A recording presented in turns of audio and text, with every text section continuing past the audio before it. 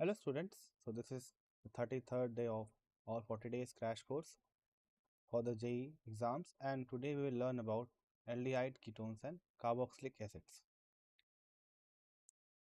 So this is our disclaimer. Now in our lecture we will be covering aldehyde and ketones and carboxylic acid and their respective reactions and preparations. So first of all, talking about aldehydes and ketones, we will see the preparations of aldehydes and ketones, and then after we will move on to the chemical reactions of aldehydes and ketones. Similarly, we will do the same for carboxylic acid. We will cover its preparation and methods, and then we will move on to the chemical reactions of carboxylic acid. Now, before moving on to the preparation and chemical reaction part, you should be clear in your mind about the structure of aldehyde and ketone and carboxylic acid. So, all of them have a common part, which is the carbonyl. Now, what is carbonyl? So, carbonyl mainly includes of C double bond O. So all of these three compounds are considered to be carbonyl compounds. Now, what is the important and specific characteristics of this carbonyl compound, this C double bond O? So this C double bond O is very stable. Next, the next important thing is that due to this double bond character between C and O, you have a partial negative charge and a greater partial negative charge, I would say, on the oxygen, and a greater partial positive charge on the carbon, which is greater in magnitude as compared to the CO bond of alcohol. Next, due to this high nucleophilic center of the carbonyl, they are prone to attack by the nucleophiles. Now, what are nucleophiles? You know it very well. Nucleophiles are those species which are eager to attack the positive center, or those which are nucleus loving. Now you know that nucleus is positively charged, so we can also call it as a positive charge loving species. That is the reason your carbonyl compounds such as aldehyde, ketone and carboxylic acid give reactions such as nucleophilic substitution reaction or nucleophilic elimination reaction. In these three, aldehyde, ketone and carboxylic acid, the most reactive is your aldehyde. If you look upon the structure of aldehyde, we can clearly see that an aldehyde has a carbon which is doubly bonded to oxygen and singly bonded to one hydrogen and singly bonded to one alkyl group. As a result of this hydrogen, the steric hindrance is less as compared to the ketone, where both the side groups are alkyl, right? And hence, due to this less steric hindrance of aldehyde, your attack is much more feasible. So whenever when nucleophile approaches the aldehyde, it is easier for that nucleophile to attack the carbonyl center as compared to the ketone, where we have two alkyl groups. Now, what is steric hindrance? Steric hindrance is basically offered by the surrounding species. Since your carbon atom is greater in size as compared to hydrogen, so carbon provides a greater steric hindrance. Now, coming on to carboxylic acid. If you look upon the structure of carboxylic acid, apart from the oxygen, that is the part of your carbonyl group, we have another oxygen which is present as hydroxide, OH. Now, this oxygen is responsible for decreasing the reactivity of your carbonyl of carboxylic acid. Why? Because oxygen continuously delocalizes its electron onto the carbonyl system and hence decreasing the reactivity. As a result of this, your carbonyl of the carboxylic acid is the least reactive. In summary, if I say, then among these three carbonyl compounds, the most reactive is your aldehyde, then we have the ketone, and then we have the carboxylic acid. Now, with this brief introduction, we will move on to their specific preparation and chemical reactions. Starting from the first one, which is preparation of aldehydes. How do we prepare it? So there are some methods which are very important, because from this chapter you will see questions frequently in your examination paper. The first one includes your acyl chlorides. Now, before moving on to the preparation method, you must first know that what is acyl chloride. So here is a reaction of your acyl chloride named as Rosenman reaction. On the left hand side, you can see the structure of acyl chloride. It's very simple. Whenever you see that you have a Cl group attached to your C double bond O, we name it as acyl chloride. Now this benzoyl part, this benzene part can vary, can be any alkyl group. It is not necessary that always it be a benzene, right? So the important characteristics of acyl chloride is that we have a chlorine or a halogen atom. So it can be acyl bromide as well. It can be acyl chloride as well. In simple, if I say it is acyl halide. Got it? So we are seeing a carbonyl group in which we have a chlorine group attached to the carbonyl center. Then, how do we prepare aldehyde from it? It's very simple. You take your acyl chloride, such as benzoyl chloride, and treat it with H2 and PDBSO4. This H2 you are seeing is helping the reduction process, and this PD you are seeing is acting as a catalyst. We have seen such type of reactions in which H2 is acting as the reducing agent and PD or PT or PI is used as the catalyst. But here the metal is specific to palladium. Apart from that, we have this barium sulfate. Why is this barium sulfate present here? It is there to poison the reaction. In simpler terms, if I say, it is there to reduce the reactivity of reaction, or else you will not stop at the required product. So it acts as a poison for the reaction. It slows down the reactivity. So as soon as you treat your acyl chloride with H2PDBSO4, you will get your benzaldehyde, which is simply the conversion of your Cl with H. Now this overall reaction is known as Rosenman reduction or Rosenman reaction. Remember, this is very important. Now why I am calling it reduction process? Because here we are removing an electronegative element, which is chlorine, with the hydrogen. Our next method is from nitrile.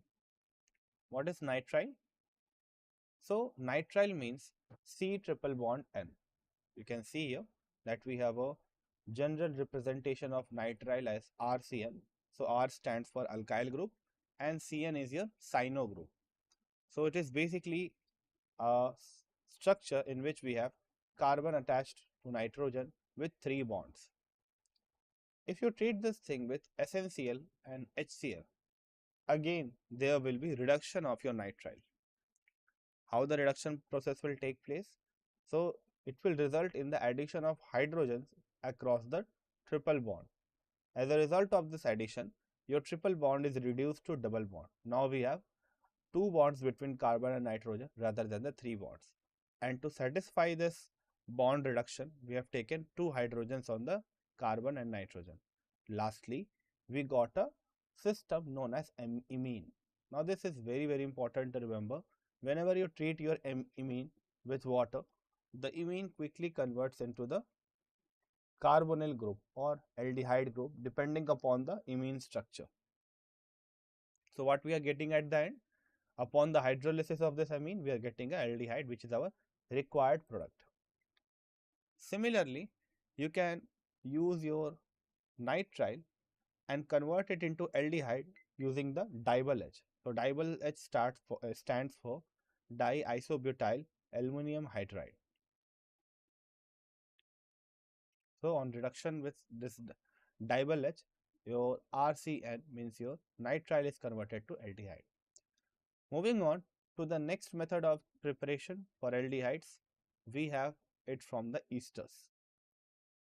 In every preparatory method that you are encountering right now, the most important part is that you must remember that how does the structures look like rather than mugging up the reaction. Okay, so you must know how does nitrile look like, how does your acyl chloride looks like. So that is something which is more important than the reaction part. And this thing, if you remember this thing, then and then only you will be able to identify that similar group in the question paper and hence apply the corresponding reaction. So I have seen students that they know the complete reaction, but they don't know that where to apply it.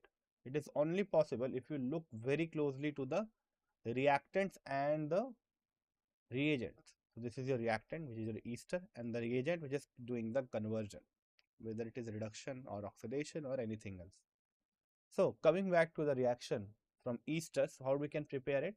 Again, we will use this diisobutyl aluminum hydride. So it can be used both in the case of your nitrile reduction to aldehyde or esters reduction to aldehyde.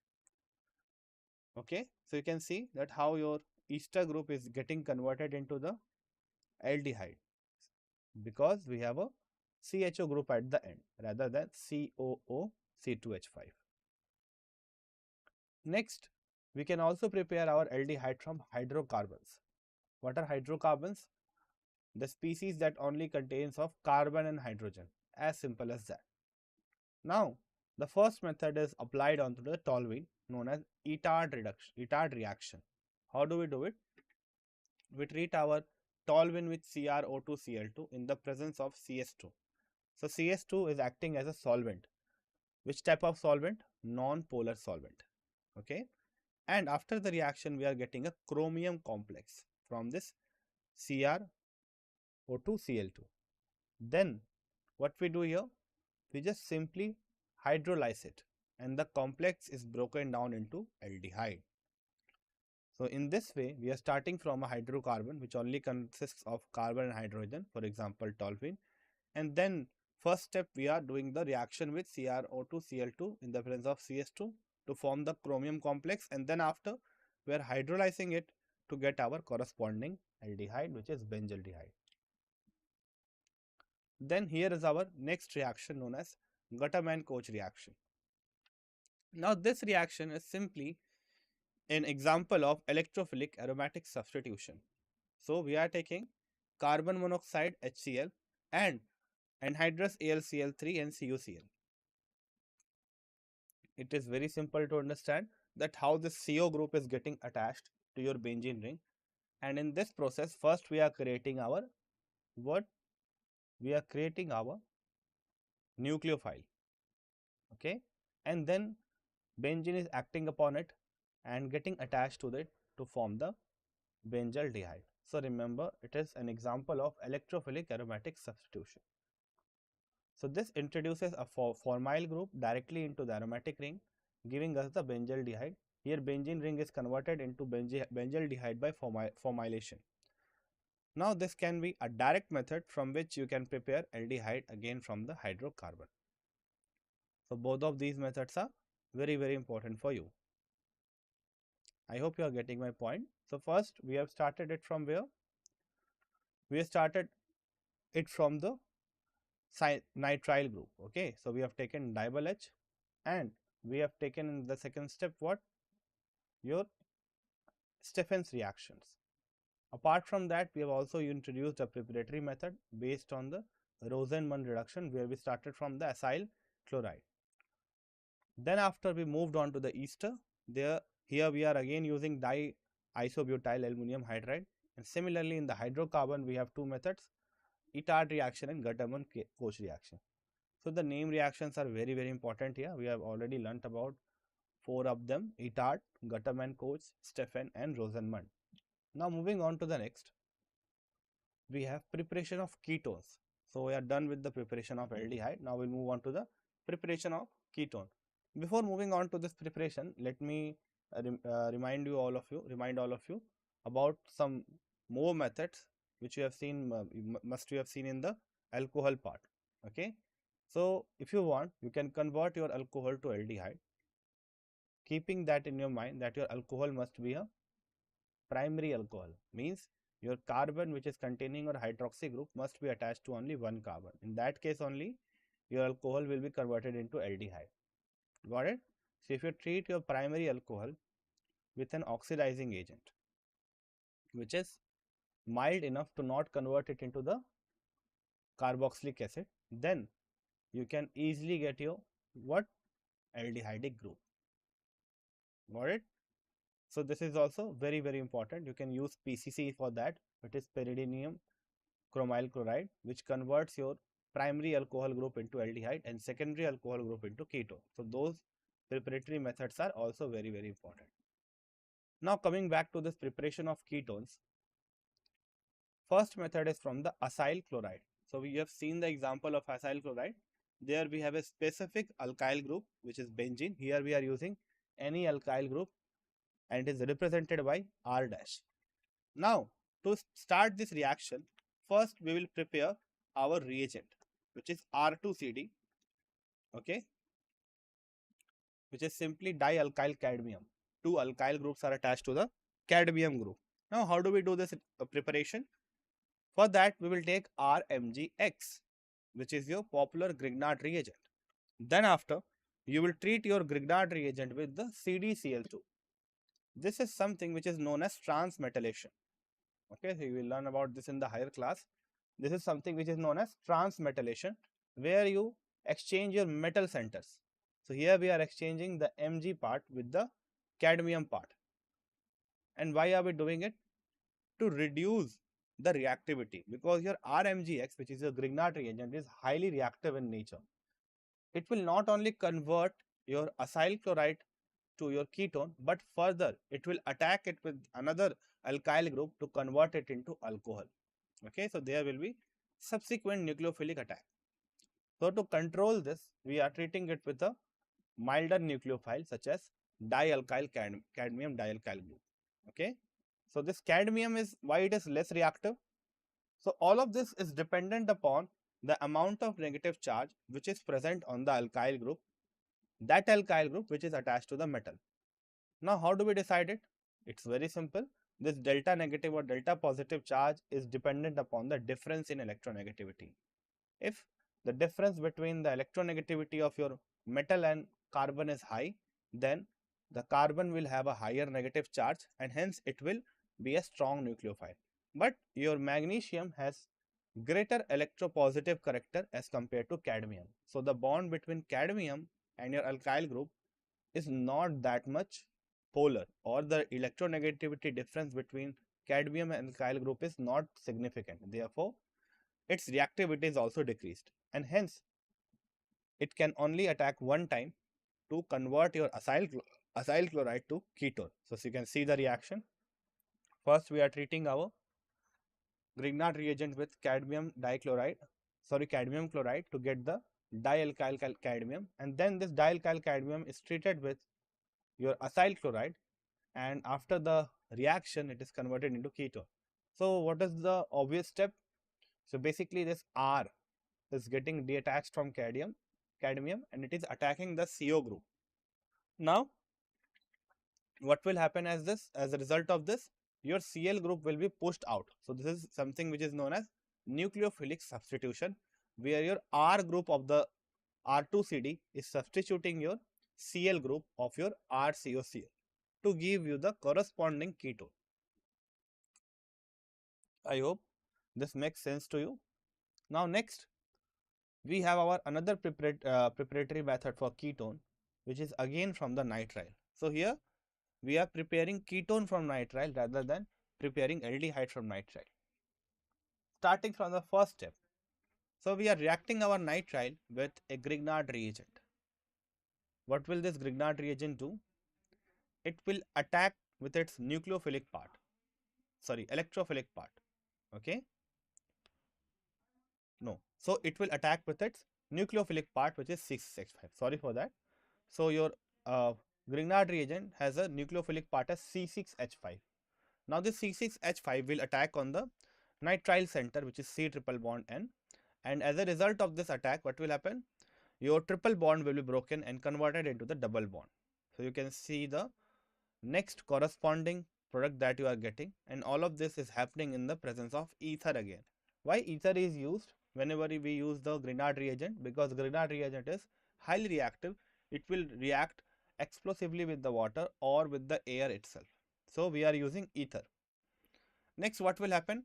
This C6H5 has attacked this nitrile group and your triple bond is now converted into the double bond. After that, what will happen? Again, we have a C double bond N.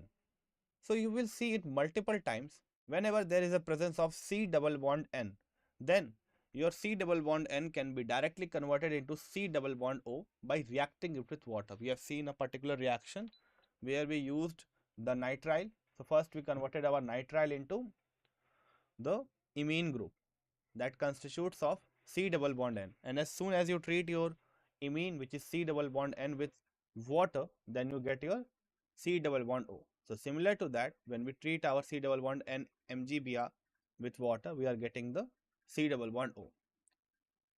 The product name is what? 1-phenyl propanol. So we have started from where? Propane nitrile, and then we moved on to 1-phenyl propanol. Here is our next method. So it is from benzene or substituted benzene. What is the meaning of this? Suppose we are treating our benzene with the acyl chloride. So this is your famous Friedel-Crafts acylation. Okay, in the presence of a Lewis acid such as AlCl3. What will happen? It will create your corresponding electrophile. Okay, and then benzene will attack that electrophile, and hence it will result in the formation of ketone. So this method is often used during substitution of your benzene. Now next, if you want, you can convert this given ketone into the required hydrocarbon as well by reducing it further. That means removing the oxygen part. Got it? Can we just revise the whole reaction? Yeah, it's very easy. So first of all, what will happen? Your AlCl3 will take up the Cl from here, and that will result in a C triple bond O. Next, what will happen? Your benzene has electron density, which is hovering over the top part and the bottom part. So this electron density will attack the C triple bond O and result in the formation of sigma complex. Then the sigma complex will be again losing proton to give back the aromatic system along with a substituted hydrogen, which is substituted by RC double bond O or ARC double bond O. So the alkyl group can be both aryl and aliphatic. Moving on to nucleophilic addition reaction. So far, whatever reactions we saw it as an example of nucleophilic substitution, means one of the group was substituting the other group. So although it was a preparatory method for the aldehyde and carboxylic, but you can take it as an example for nucleophilic substitution as well. But now the reactions which you are going to study are nucleophilic addition, means you are not removing anything or you are not substituting anything. You are adding an extra group to it. Therefore, we name it as nucleophilic addition reaction. Here also, we will use the nucleophiles to carry out the reaction. The first example is addition of hydrogen cyanide. Okay. So this hydrogen cyanide is converted into Cn minus by treating it with the base. Since it is an acid, it will react with a base and form the corresponding Cn minus. Then next, this Cn minus has electron attached to it as in the present form of negative charge. So this lone pair of electron on the carbon, it will attack on the carbonyl center, and hence it will result in the formation of tetrahedral intermediate. It's very simple. The electron pair is attacking here, and the C double bond O is broken to C single bond O, and one of the bond is moved on to oxygen as the negative part. Then after, what is happening? We know that all of this is happening in the presence of HCN. So it will be an acidic part, and hence this H plus will be accepted by the oxygen to form the cyanohydrine. Got it? Now this product that you are seeing is not stable. Why is it not stable? Because C double bond O is very stable. Its stability is so high that the reaction becomes reversible in nature and it goes back to the starting point. Meaning that if you carry out this reaction, then in the reaction mixture, most of the time, or I would say abundant of the species will be present in the carbonyl form rather than in the cyanohydrin form. So this is very important to remember. Then here we have our next reaction, which is addition of sodium hydrogen sulfide or NaHSO3. So it is quite similar to your previous reaction, but there is a small twist at the end. So we'll do our simpler reaction first of all. So similar to the previous part, your HSO3 minus will act as the nucleophile and it will attack the carbonyl center to form the corresponding tetrahedral intermediate. But after that, we will see a proton transfer. So basically, your H which is present along with OSO2H is transferred from that part onto the ONA to form the OH. Why it is happening? Because this upper part OSO2H is highly acidic in nature and it is capable of donating H plus as compared to this O minus. So there is a competition between both of these groups to donate the H plus, and due to this high stability of your OSO2H, OSO2 minus, your H plus is donated onto the ONA and Na comes to the upper part. And it's very obvious your negative charge will be more stable there because there is much more resonance stabilization. Okay, your negative charge can hover over this OSO2 and hence can be delocalized and stabilized. The corresponding product that you are getting is known as bisulfide addition compound and it is crystalline in nature. Again, this reaction is also reversible in nature and in most of the times you will see that the C double bond O is found in abundant amount. So, continuing with this nucleophilic addition reaction, our next example is addition of alcohol. So, similar to the case of your nitrile and your H2SO4, HSO4, H2SO4, you can also add alcohol to it. What is the way? It's very simple. You will treat your aldehyde with ROH, but in the presence of an acid. So why is this acid present here? It is acting as a catalyst. It is catalyzing the reaction. How it is catalyzing? So your C double bond O is accepting the H plus onto the oxygen and increasing the nucleophilicity of your carbonyl center. After that, your ROH is capable of attacking your RCHO group, which is being acidified by the HCl gas. Next, what will happen? As I said, your ROH will attack onto that and form the hemiacetal.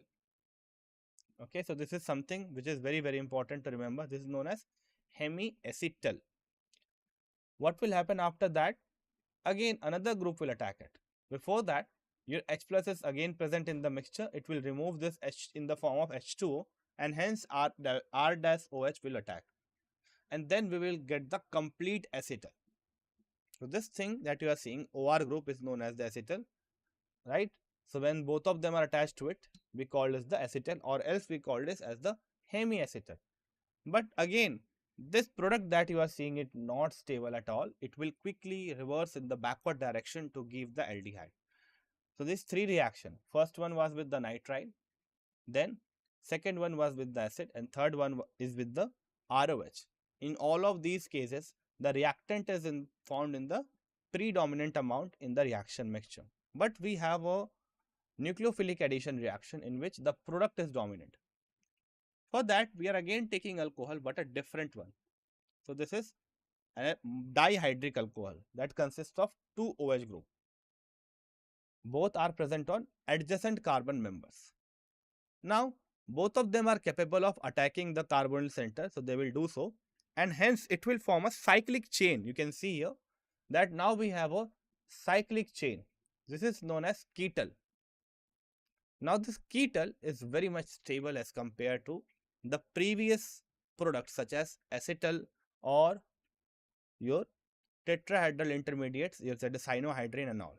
Okay. And why it is stable? Because it is forming a cyclic ring, which is difficult to break. Next, you can also use other dihydric alcohol in which the OH group can be present far apart rather than being on adjacent carbon. But remember, it should be of 6 member. Okay, meaning that it should only form a stable ring. So here the 5-member ring is very stable. All of you know that 5-member and 6-member are highly stable, and that is the reason it is capable of forming such structure known as ethylene glycol ketal. So your task is to remember these names. These names are very, very important, such as hemiacetal, acetal, ethylene glycol ketal, or your cyanohydrin. Got it?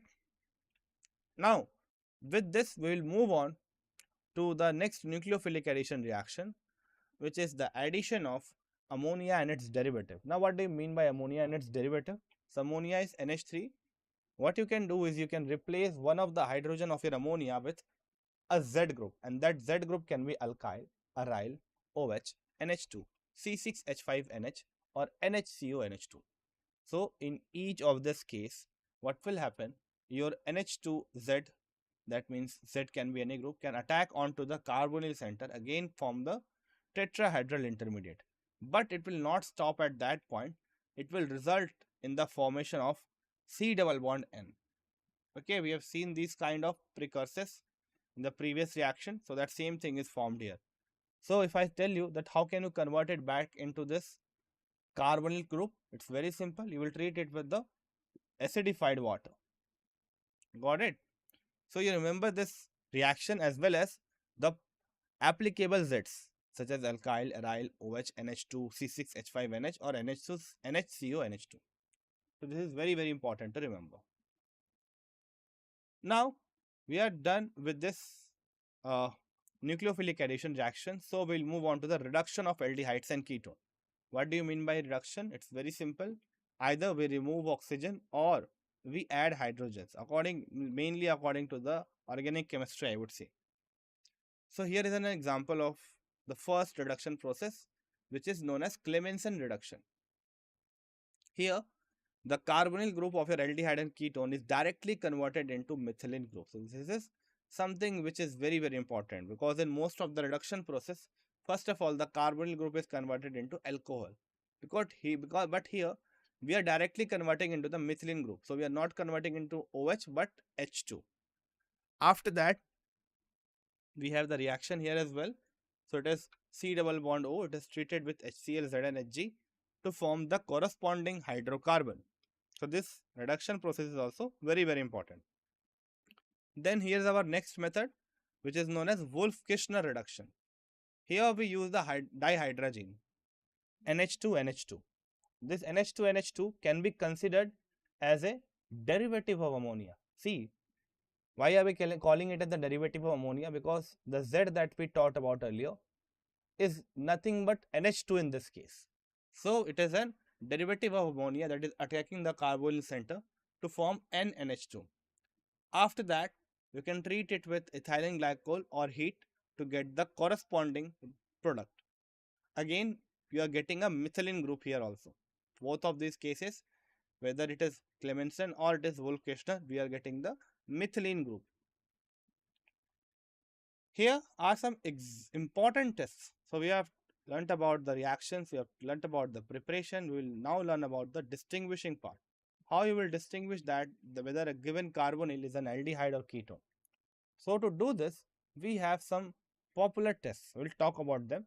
If you have a doubt right now, you can ask it here in the comment section, or else we will move forward. Anyone has a doubt in this part?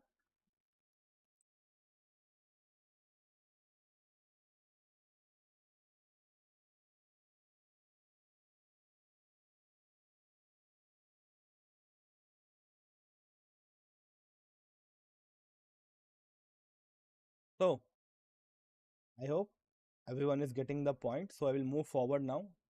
So the first is our Tolwin's test. Here what we do is we take the Tolwin's reagent, which is simply freshly prepared ammonical silver nitrate solution. So this is the complex that we take, AgNH3 whole twice with a positive sign. And then we treat this Tolwin's reagent with the aldehyde.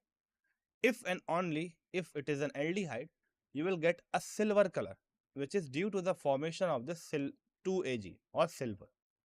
We do all of these reaction in a basic medium, since we are seeing OH minus in the redox reaction. So it is clearly indicating that all of these is happening under basic condition, and it is resulting in the conversion of your aldehyde onto the carboxylate. So you can see here we are forming carboxylate at the end. So basically it is oxidation process, but with the help of a complex compound such as AgNH3 whole twice plus. Next, the other distinguishing tech. Remember, this distinguished tech that you are seeing is not applicable with ketone. If you treat your ketone with your Tolbin's reagent, then it will not result in the formation of silvery color due to the formation of Ag. Next is your fillings test. So filling test is basically comprised of two equal amounts of filling test A, which is copper sulfate, and filling solution B. Okay, if you treat both of them along with an aldehyde, then it will again result in the oxidation of your aldehydic group to the carboxylate group. How you will know that the process is going on or we are getting our product? What is the indicator for that? So the indicator is the formation of red-brown PPT. So in your Tolbin's test, we are getting a silver color, and in the fillings test, we are getting the red-brown PPT. Now, an important point to note down here is for you that your fillings test is not applicable to benzaldehyde. So if you take a benzene attached to CHO, then your benzaldehyde will not be converted into benzoate. Okay, you will not get the ions here. So this is very, very important to remember. Now here we have a third test. This third test that you will see is not specific to identify between aldehyde and ketone, but it is to identify a special type of group. Now this reaction has a specific requirement that the carbonyl centered carbon should have a CH3 group attached to it. You can see here in the reaction as well that we have a RCOCH3, means a methyl group is attached to the carbonyl center. Then first of all, we treat it with the sodium hydroxide. What will happen? Sodium hydroxide is a base as well as a nucleophile. So it will just remove your CH3 group. Then after, it will result in the formation of CHX3. Now, in place of X3, if you take iodine, suppose you are taking iodine, then that will result in CHI3 rather than X3. And this CHI3 you are seeing is something known as iodoform. So for specifically for the iodine, we get a yellow color. Overall, this is given by other halogens as well, such as chlorine and bromine. But specifically, it is known as iodoform because it gives you a clear, distinct color. Then after, what we can see here, that the CH3 group is completely removed from here. Okay, it is completely removed, and we are getting the formation of carboxylic acid. And this CHX3 is basically displaying color yellow if X is equals to iodine. So it is basically CHI3. So this was about the distinguished test. Our next task is to look upon some more important name reactions of your aldehydes and ketones. So one of them is involving alpha hydrogen and is known as the aldol reaction. What do we do in aldol reaction? In aldol reaction, we take a carbonyl center which contains alpha hydrogen and we treat it with dilute sodium hydroxide. After the reaction, what will happen? Your carbon coupling will take place, with two such groups will be attached to one another, and that will result in a hydroxy. Okay, it will result in a hydroxybutanol. Okay, you can see here that after the process we are getting a 3-hydroxybutanol. Got it? Always remember, for this reaction you must have an alpha hydrogen. Likewise, your ethanol has a hydrogen group attached to the CH3, and that is the reason we are calling it as a aldehyde containing alpha hydrogen. Next, once you got this product in which now we have a OH group, we can just simply heat it, and that heating will result in the removal of water and formation of double bond, whose name is but2-enol. I hope this is clear to you. Our next reaction is cross-aldol reaction, which is similar to the previous reaction, but here we have some varieties. Instead of using two molecules of the same species, such as ethanol, now we are using two molecules of different species, such as ethanol and propanol. What will happen in that case? So your two ethanols will combine with each other to give you the product. Similarly, your but2-enol is formed by the reaction of, you will again get 2-methyl pent2-enol due to the reaction of butanol with the butanol. Okay, so basically we have a self-aldol reaction which is occurring due to the reaction of it with the same type of molecule. Then we have cross-aldol reaction. So there can be a chance that both of them can also react. Here two possibilities are again possible. What are those two possibilities? Is that the formation of your reaction way can be formed in two different ways. So let me just make it clear for you. Let us start from the first one, which is bute to enol. Here we are using ethanol as the starting reactant, means two molecules of ethanol are reacting and then we are getting bute to enol. During this, two CH3 group, CH3CHO group will be combined together or coupled together. After that coupling, your elimination will take place and the double bond will form. What will be the number of carbon? Double the number of carbon that we have taken. So 2, that means 4. Where will be the double bond formed? Wherever the CHO group is present. Okay. So when we attach these two, you will have a CHO group in between, that will be removed and we get a double bond. Similarly, we can have reactions between two butanol. Now in this case, what is happening is that your C is getting attached to the CH with a double bond and we are getting apart from it a non-linear structure. Okay. Similarly, if you want, you can form 2-methyl-butanol and pentenol. So pentenol is formed whenever your aldehyde is forming the corresponding enol and then it is attacking the corresponding butanol. So basically this base that you are seeing is abstracting the proton from each of this and then it results in the formation of enol form. Okay. Then this enol ion, it attacks the carbonyl center and results in the formation of double bond due to removal of water. So remember this tree, which is very important to remember. Whenever you take two different reactants, then 4 different products are possible, depending on the assumption that all of the reactant that you are taking must have a alpha hydrogen in it. Then and then only will get 4 products. Moving on to the next reaction. If you have a doubt, you can just post it here.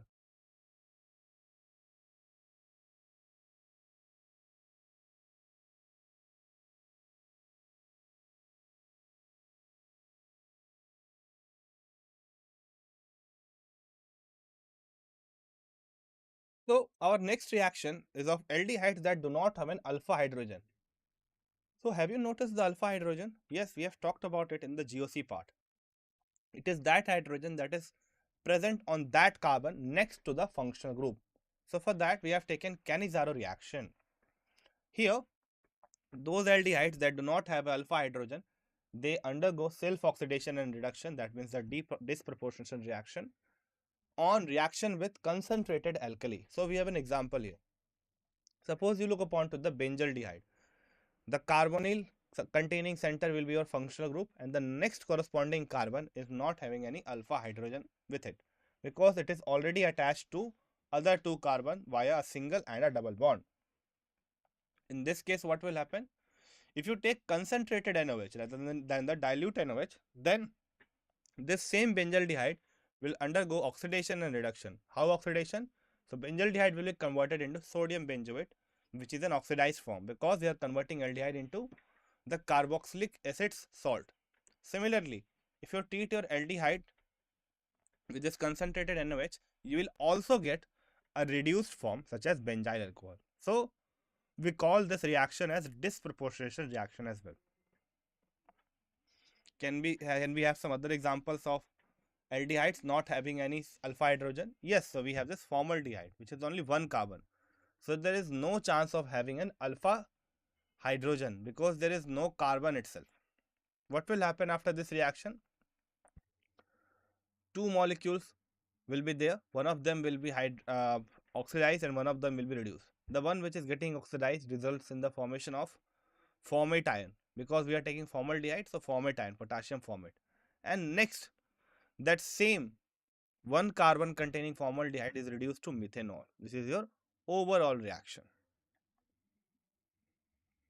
Moving on to our carboxylic acid. So now we'll talk about preparation of carboxylic acid and then after reactions of carboxylic acid. Starting from the first one, I said it earlier. So we have oxidation method that can convert our alcohol to ketone or aldehyde and aldehyde or ketone to carboxylic acid. So specifically aldehyde is converted. For ketone we need some drastic condition. We will not discuss it here. Suppose we started with this alcohol or your aldehyde. After the treatment of your alcohol or your aldehyde with alkaline KMnO4, which is a strong oxidizing agent, KMnO4 you know it very well, manganese is having +7 oxidation state. High oxidation state elements are capable of oxidizing other species as well. So, in the presence of an acid, it will oxidize your alcohol onto the carboxylic acid, or your alcohol directly to the carboxylic acid. Yes, there would be intermediate steps, but it is very difficult to stop it in between. Once you start the reaction, you will directly get your carboxylic acid, which is your end product, even from the alcohol. Then here's our next reaction, which is from alkyl benzenes. So we have taken the example of what? Toluene. Remember, you can have any alkyl group present in the place of methyl, only it should be a secondary carbon at least. So it can be primary or secondary. It can't be a tertiary carbon, or else the reaction would not proceed. Okay. So we have started with the toluene, and then we treat it with the KMnO4, which is potassium permanganate, and then it will result in the formation of a carboxylic acid. Okay. So salt of carboxylic acid. Then after, you can just hydrolyze it to get the corresponding benzoic acid. Remember, we can also have C2H5 in place of CH3 or C3H8 in place of CH3. They all will be converted into this carboxylate salt and then to the carboxylic acid. Here is our next preparatory method. We are again using nitrile and all. So first you will convert your nitrile into a amide. Amide is something which is having carbon double bond O attached to the NH2 group along with the alkyl. So if you treat your amide with a H plus and OH minus, what will happen? So first it will get reduced as soon as you see the C double bond N. It will be getting converted into the amides. Okay. And then you will treat it with H plus or OH minus to hydrolyze this amide into carboxylic acid. Okay. So this is your preparation method for carboxylic acid. Moving on to the next preparatory method, which involves the Grignard reagent. So here we are taking carbon dioxide and we are treating our carbon dioxide with RMgX. Since carbon dioxide has a less nucleophilic center, therefore attack is not that much feasible. Okay. So your R group will attach onto the C double bond O, and hence it will give you a carbonyl center attached with the OMgX and R.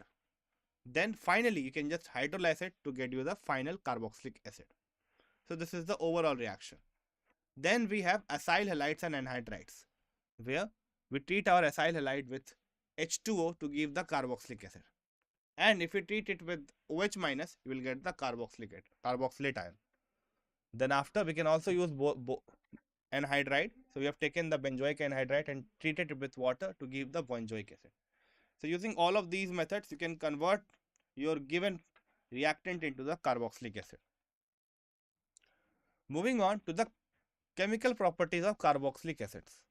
So the most obvious chemical property is the acidity, right? So it has a capability of donating its H plus, because after the donation of H plus, the negative charge is delocalized over the entire system, resulting in the formation of carboxylate ion, which is very, very stable. Why it is stable? Because now the electron are being delocalized over the entire system, creating what? Creating a delocalized electron scenario, right? Next, so this is the reason it is the carboxylic acid is stable. But the problem is that the substituent can also affect the acidity of carboxylic acid. If we have electron withdrawing group, your electron withdrawing group will pull electrons from the carbon that is attached to two other carbon. Then after, what will happen? The EWG group will just increase the acidity. Now we only not have the stabilization from the side groups, from the resonance, but also from the electron withdrawing group. So basically, the negative charge that we are getting upon the removal of hydrogen is being delocalized or stabilized through resonance and the electron withdrawing group. Instead of that, if we have an electron donating group, then that would result in the decreased stability of the carboxylic acid, because the formation of the corresponding Bronsted base is very difficult. Got it? Or I would say conjugate base is very difficult. I hope this thing is clear to you. So always remember, if you have a electron withdrawing group attached to the carboxylic acid, it will increase its acidity. But in place, if it is had as a electron donating group, then it will decrease its acidity. There we have the chemical reaction of carboxylic acid. The first reaction is the formation of anhydride. Basically, if you are taking carboxylic acid and you are treating it with P2O5, then P2O5 acts as a dehydrating agent and it remove one water in between. So if you remove one water from between, then oxygen will be getting attached to your ethanoic acid and resulting in the formation of ethanoic anhydride. Similarly, we have this esterification. Esterification means treating the carboxylic acid with alcohol in the presence of acid. So what will that do? It will convert your carboxylic acid into ester. Got it? Then we have reaction with PCl5, PCl3 and SOCl2. It is seen that it is very difficult to substitute the OH group of your carboxylic acid. So to tackle that, we have introduced some important reagents. Suppose if you treat a carboxylic acid with PCl5, your OH will be removed and you will be left with your Cl in place of that. Similarly, if you treat it with PCl3, you will get the same product, and that same can be said about SOCl3. Means in all those three cases, on all these three cases, you're directly removing your OH group with a chlorine, and that will facilitate the other reactions as well, because now the removal of Cl is much more easier as compared to the OH. After that, we have some more reactions of carboxylic acid starting from the decarboxylation, which is simply the removal of carbon dioxide. So if you treat your carboxylate salt with NaOH and CO named as soda lime in the ratio of 3:1, then it will result in the formation of RAH and Na2CO3, indicating that whole of your Ca2 group is being removed from the reaction mixture when you are treating it with the sodium hydroxide and calcium oxide. Got it? So this is your decarboxylation reaction. After that, we have a very unique reaction also known as HVZ or Hell-Volhard-Zielinski reaction. During this reaction, you treat your carboxylic acid with a red phosphorus and X2. X2 is what? X2 is your halogen. It can be chlorine, bromine or iodine. After that, if you treat it with water, you will see that your halogen group is getting attached onto the alpha carbon. Rather than replacing the OH, it is getting attached to the alpha carbon.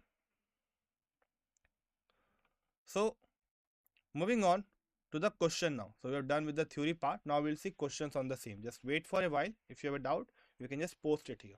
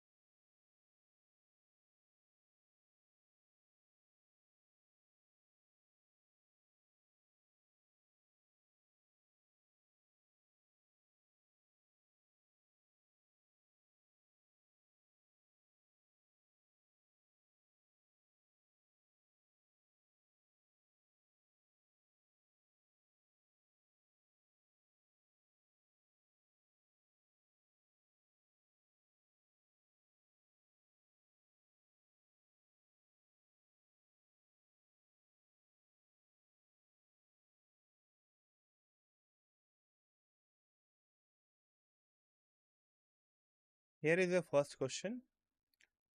What you have to do is you react with your sodium phenoxide with CO2. It is sodium phenoxide.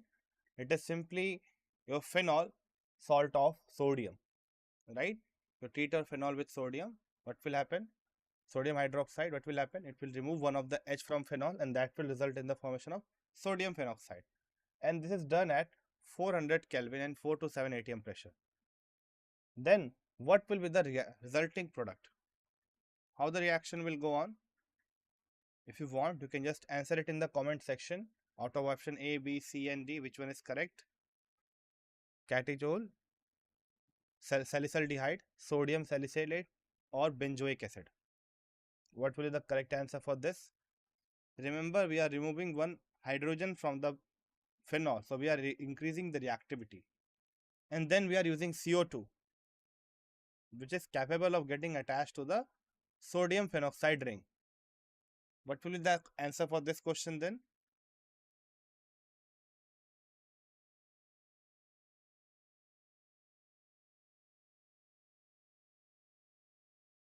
So, moving on to the correct answer, it is sodium salicylate. It's very simple to understand. Whenever you treat your sodium phenoxide with CO2, then it results in electrophilic aromatic substitution, where the CO2 is substituting your hydrogen and then it is forming sodium salicylate. Yes, the correct answer will be C. Then, moving on to the next question. So, this was asked in JEE Mains 2013. Phenol on heating with CHCl3 and sodium hydroxide gives salicylic. This reaction is called. So this is a very easy question directly from the name reaction. If you know the reaction, you can easily answer it without any hesitation. What will be the product for this reaction? Can you tell me?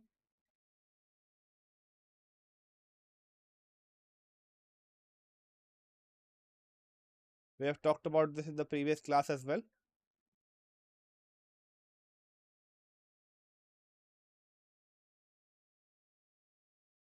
Okay, so moving on to the correct answer, it will be option A, which is Rimmer-Timmer reaction.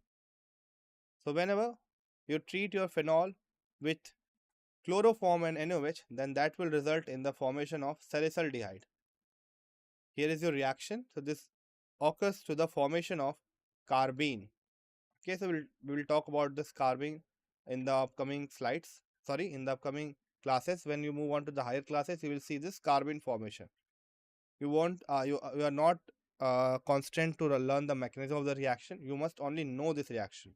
Okay, the correct answer will be option A. Then we have our next question, which was asked in AIEEE 2011. Your phenol is heated with a solution of mixture of KBr and KBrO3. The major product obtained in the above reaction is.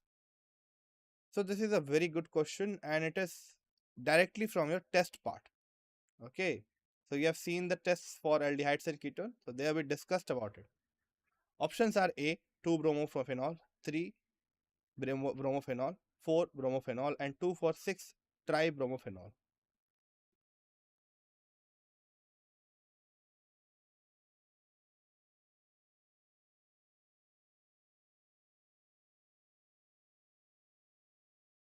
Okay, so this is not from the test of aldehyde and ketone carboxylic acid.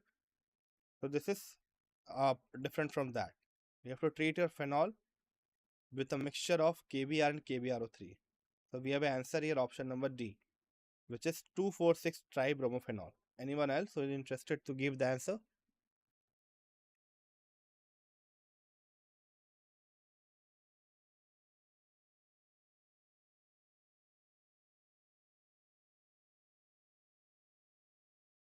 Yes, the correct answer would be option D, which is 2,4,6 tribromophenol. How we'll solve it? It's very simple. This is an example of electrophilic aromatic substitution. Okay, but this reaction is vigorous in nature. Whenever we treat it with KBr and KBrO3, due to the overactivation of your OH group onto the benzene ring, it reacts vigorously and it brings your bromine group onto the ortho and para position both, which gives us a yellowish white precipitate. So this is your corresponding reaction. Okay, I hope this is clear to you. Now moving on to the next question.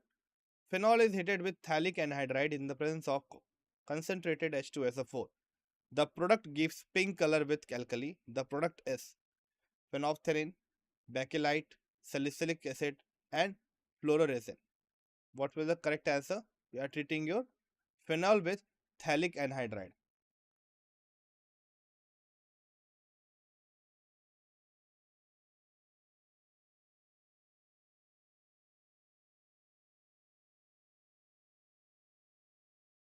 Okay, so what will be the correct answer? It will be answer A, which is phenolphthalein. How do we get it? It's very simple. Whenever you treat your phenol with phthalic anhydride, in the presence of any acid, you will get your phenolphthalein. How do we get the reaction? So see, first of all, we have this phthalic anhydride. Next, what will happen? What can be the possibility? Your phenol group will attach to the carbonyl center. Okay, so it will attack onto the carbonyl center. Basically, your oxygen that you are seeing here is containing lone pairs on it. This lone pair will just travel and move on to the carbonyl center. After that, what will happen? This double bond will be broken into a single bond, and then after, another molecule of oxygen is removed from the carbonyl center.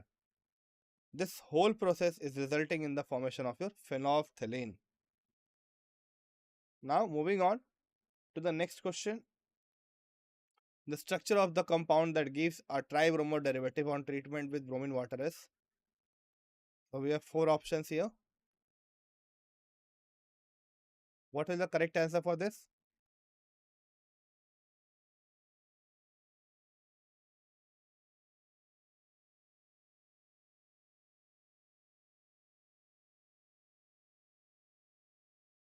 Can you tell me, anyone?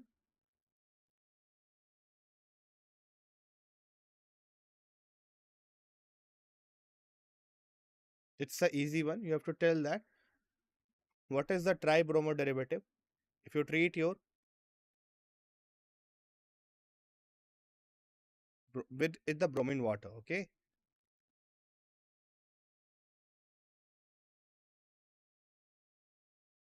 Remember, for tribromo derivative to be formed, your ortho and para position should be free. Got it? And your phenol group should be directly attached onto the benzene ring. Then and then only you will get your required tribromo derivative. If I look upon the four options, suppose we are starting from the option number D. Here, your OH group has being directly attached to the benzene ring. So the first requirement is fulfilled. But the para position is protected by the CH3 group. Therefore, here the substitution is not possible with the bromine. Similarly, in option C, the ortho position is being occupied, and in the option B, your OH group is not attached to the benzene ring itself.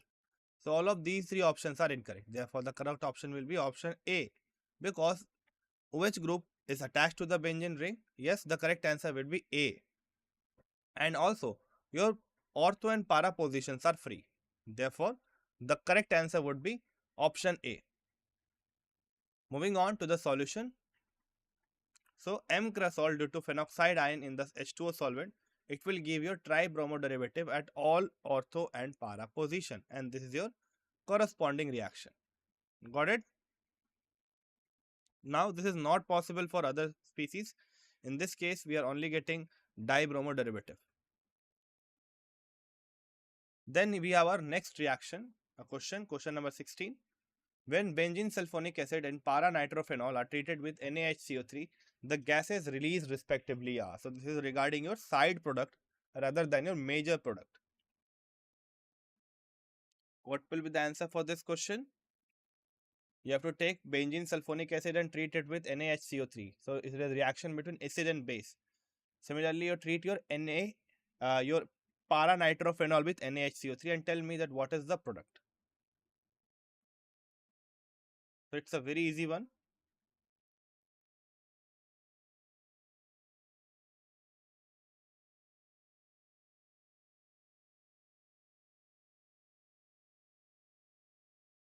First of all, this NaHCO3 will abstract one base. Suppose we are reacting with the para-nitrophenol. In para-nitrophenol, the hydroxy group has a hydrogen attached to oxygen, and that hydrogen can be abstracted by the NaHCO3.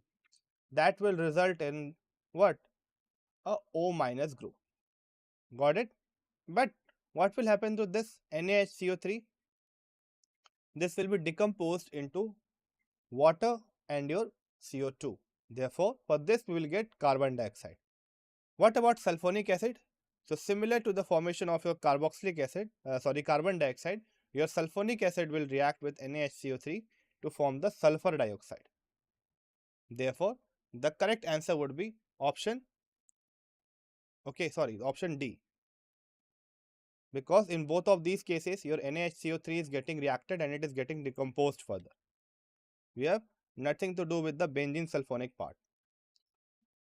So, benzene sulfonic acid and your paranitrophenol both are strong acids and they are stronger than H2CO3. So, they are capable to evolve CO2 when reacted with NaHCO3. So, this is the overall reaction. Here you can see that H plus is being released by the H2CO3 and this thing is giving your reaction along with the formation of carbon dioxide. Got it? Moving on to the next question. The reaction of phenol with benzoyl chloride to give phenyl benzoate is known as option A, Claisen reaction, option B, Scott-Bowman reaction, option C, Rimmer-Timmer reaction, and option D, Gattermann-Koch reaction. Remember, we talked about this, your benzoyl chloride, which is basically your acyl chloride, and you are treating it with what? Phenol. What it will give? It will give you phenyl benzoate. You have to tell the name of the reaction. The correct answer is Scott-Bowman reaction. Here is the corresponding reaction that we talked about. So whenever you treat your phenol with benzoyl chloride, it will obviously give you phenyl benzoate, which is occurring due to nucleophilic substitution, right? So your chloride group is being replaced by the OH group, phenol group. And this type of reaction is known as Scott-Bowman reaction. Here is the reaction for the same. You can see it here. Next, match the following type question. So there are certain reactions given on the left hand side and certain phenomena such as conversion of 2-degree alcohol to ketone. You have to tell that what is the corresponding reaction or what is the corresponding process. First is Kolbe's reaction. On if I talk about column 1, Kolbe's, Rimmer-Timmer, conversion of 2-degree alcohol to ketone and Williamson synthesis. On the right hand side in the column 2, we have conversion of phenol to orthohydroxysalicylic acid. 2. Conversion of phenol to salicylaldehyde. Option 3. Heated copper at 573 Kelvin. And option 4. Reaction of alkyl halide with sodium alkoxide. So it's a very easy reaction. First of all, if you don't know about the complete answer, you try to segregate those which you know about. You know about, suppose I know about Rimmer-Timmer reaction. Okay. So in Rimmer-Timmer reaction, what happens? We take CHCl3 and then it results in the formation of benzaldehyde, okay, in the presence of a base, and that is done with the help of phenol. Okay, this is your overall reaction. Now in these 4 options, you can clearly see in the second option we are seeing the formation of salicylaldehyde with the phenol. Got it? Therefore your Rimmer-Timmer reaction B will be getting attached to 2. Now from this only you are knowing it very clearly that your correct option can be option A. Now let us try to just identify this, whether we are telling a correct or not. Moving on to the next type of reaction. Suppose I know about Williamson synthesis. What happens in Williamson synthesis? In this reaction, we treat our alkyl halide with sodium alkoxide to form the ether. Okay, so this is a synthesis popularly used for the preparation of ether. Now from that perspective, your D will be attached with the option 4. Got it? So D is for the 4. Again, option A is matching according to that perspective. Should we move further? Yes. Since we are knowing the answer, which is the correct one, we can just move further and clarify it further. Suppose I am taking this conversion of 2-degree alcohol to ketone. So we have seen this thing that on varying the temperature, we are getting various products if we heat it above the copper. Therefore, for this, C will be equals to 3. And obviously, your Kolbe's reaction is conversion of your phenol to orthohydroxysalicylic acid. There, we treat it with the CO2 and elevated temperature.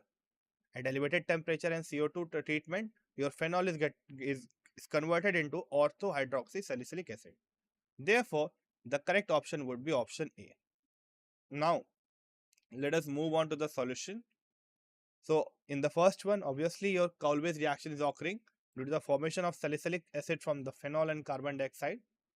Next is the Riemer-Tiemer reaction, where orthoformylation occurs on the phenol if you treat it with chloroform and a base such as KOH.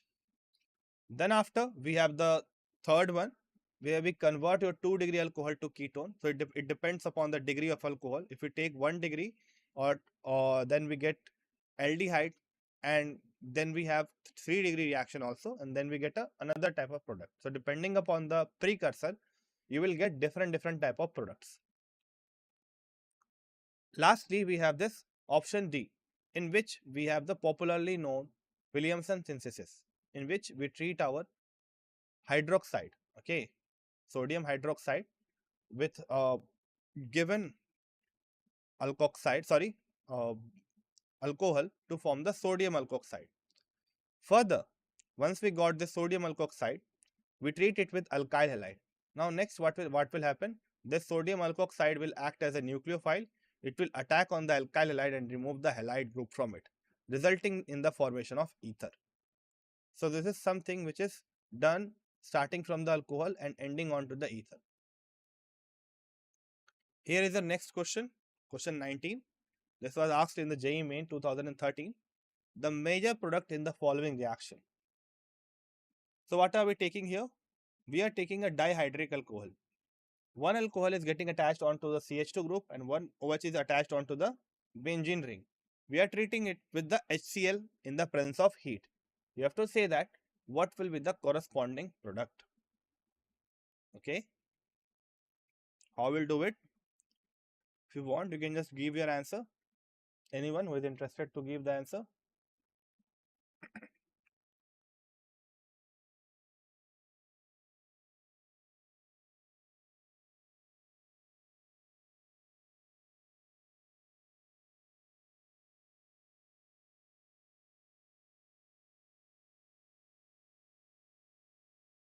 Okay. So the correct answer would be option D. How? Let's see the solution for that. First of all, this is the reaction. Okay. And here we are not using any specific electrophilic aromatic substitution condition, such as your Lewis acid or nitrating mixture or your sulfonating agent. Therefore, there will be no substitution on the benzene ring. Then what is the other possible substitution? The substitution of the OH group. And we have a nucleophile such as Cl. So it's very simple now. There is only one aliphatic OH which is being substituted by the Cl minus group from the HCl. And it is very easy to get the answer. Why it is possible? Because the CO bond is stabilized by the resonance. This CO bond that you are seeing, it is stabilized by the resonance, and hence the aliphatic OH group is being removed. Moving on to the next and the last question. What is the structure of major product when phenol is treated with bromine water? So you have 4 options here. It was asked in the JEE Main 2030. We have talked about this a lot. Due to the presence of OH group on your benzene ring, your benzene ring is being deactivated. Why? Because the oxygen which is present on your benzene ring is continuously donating its electron onto the benzene ring, and hence increasing its electron density. As a result of it, it is now very eager to donate its electron onto the incoming electrophile. Got it? But as a result of this, we see over substitution. So generally, in the previous reactions, whenever we dealt with the electrophilic aromatic substitution in the start, we saw that substitution was occurring on the ortho or on the para or on the meta. We won't see any multiple substitution because the benzene ring was not deactivated, neither it was activated. So there was no specificity. But here, due to the presence of an OH group, which is activating the benzene ring to a large extent, which is creating multiple substitution. Therefore, the correct answer would be option number A. Now, you can do a mistake of selecting this option also. But remember, this is not the final stable product. Yes, it can tautomerize. It can further tautomerize to give you the final required product, but it's not the stable form. There is only one enol which is very stable, and that is your phenol. Okay. So every other enol that you see, it get converted into the keto form, because keto form is found to be more stable. But phenol is the only keto form which is more enol form which is more stable than the keto form. So this form that you are seeing, it is the keto form of your tribromophenol, and hence it is not the correct answer because it is less stable. The correct answer would be option number A. So let us move on to the solution. It's very simple. This is the reaction we have seen it often in the previous part as well. If you treat your phenol with bromine water, it is getting converted into 2,4,6 tribromophenol. Now here is a question for you. Can we try and create a way so that this multiple substitution may not occur? Okay, so we are seeing a substitution on all the possible positions such as ortho and para. Obviously, your meta position is not prone to this reaction because meta position is not activated by the OH group. But can I devise the reaction in such a way so that the substitution occurs at one position only? Yes, there is a way. What you do is you substitute your H group with a carbonyl group. Suppose you convert this alcohol into an ester. What will happen as a result of that? Your oxygen's lone pair, which was initially delocalized onto the benzene ring only, it is now going onto the carbonyl center as well.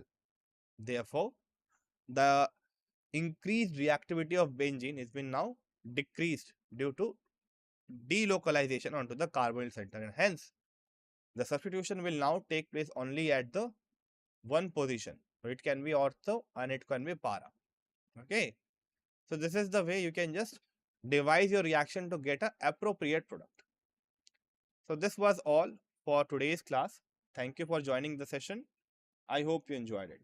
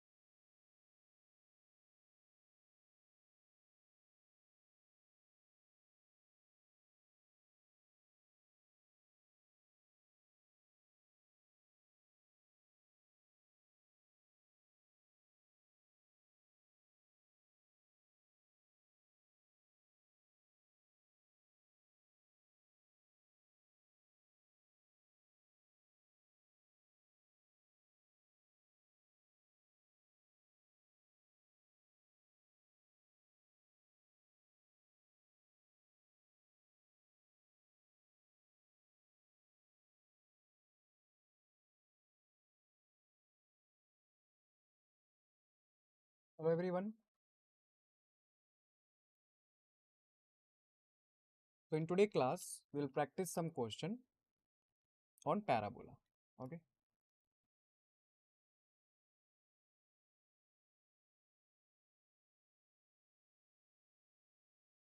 So at first we summarize the chapter parabola and then we practice some question. Okay.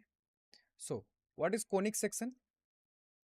So we know that conic section is the locus of point such that the distance of this point with a some fixed point and with a fixed line. When we take a ratio, that ratio is constant. So conic section is locus of point whose distance from a fixed point bears a constant ratio to its distance from a fixed line. And that fixed point is called focus, and that fixed line, that is L, is called directrix. Okay. And this is a general equation of conic section, that is ax square plus 2hxy plus by square plus 2gx plus 2fy plus c is equal to 0. Okay. So what is parabola? So parabola is a locus of point which moves in a plane in such a way that its distance from a fixed point, that is its focus, is equal to the distance from a fixed line, that is directrix. So it is a locus of point such that the distance of point with directrix and focus is same. Okay. And we also define what is vertex, center, focal chord, double ordinate, lateral rectum and focal distance of parabola. Okay. Equation of parabola is y square is equal to 4ax. And if there is any point, if we can relate the position of point with parabola, so that point hk is lie inside the parabola, it on the parabola or outside the parabola, it depend upon the s1.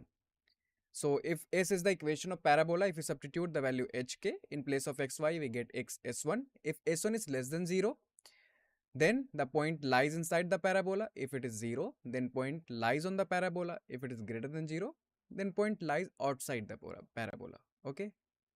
Equation of tangent is y into y1 is equal to 2a into x plus x1.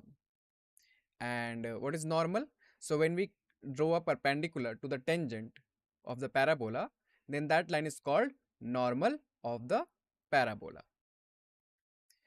We can draw pair of tangent from the exterior point to the parabola, and that equation of that pair of tangent is given by s into s1 is equal to t square.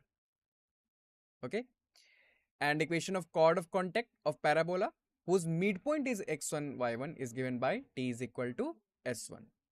What is director circle? So director circle is the locus of point of intersection when we draw two perpendicular tangent to a conic. Then the point of intersection of these two perpendicular tangent, that locus of that point is called director circle. And in case of parabola, the director circle is directrix. Okay. And what is conformal point? So the points on the parabola are called conformal point. If we draw the normal to this point, then that normals are passes through a common point. Okay. And the co-normal points are called the feet of the normals. Okay. And diameter is the locus of midpoint of system of parallel chords of parabola. Okay. So let's practice some question. So first question, at any point P on the parabola y square minus 2y minus 4x plus 5 is equal to 0, a tangent is drawn which meets the directrix at Q. The locus of the point R which divides QP externally in the ratio 1 by 2 is to 1 is, options are option A, x plus 1 into 1 minus y whole square plus 4 is equal to 0. Option B, x plus 1 is equal to 0. Option C, 1 minus y whole square minus 4 is equal to 0. And option D, none of this. So try this question.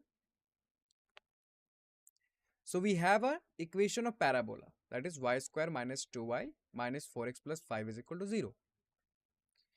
And we draw a tangent at a point P on this parabola. Okay. And that tangent meet the directrix at a point Q.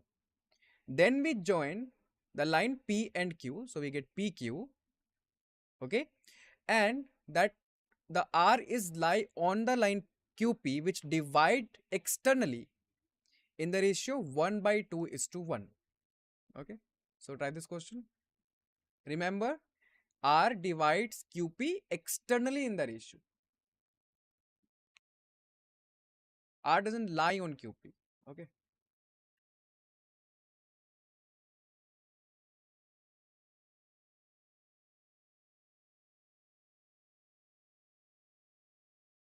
Try to solve this question by using parametric form of parabola.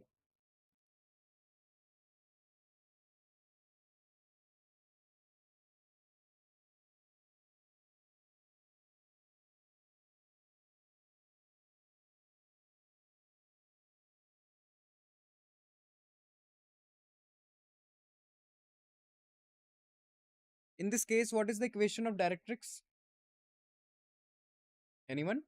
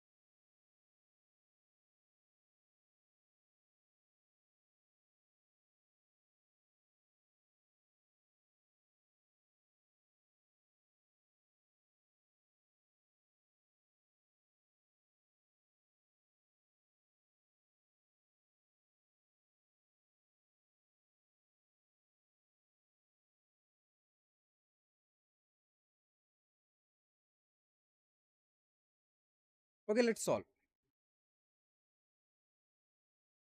So correct answer is option A, that is x plus 1 into 1 minus y whole square plus 4 is equal to 0.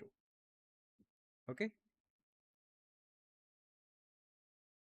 We have to find locus of the point R. So keep this in mind. Okay.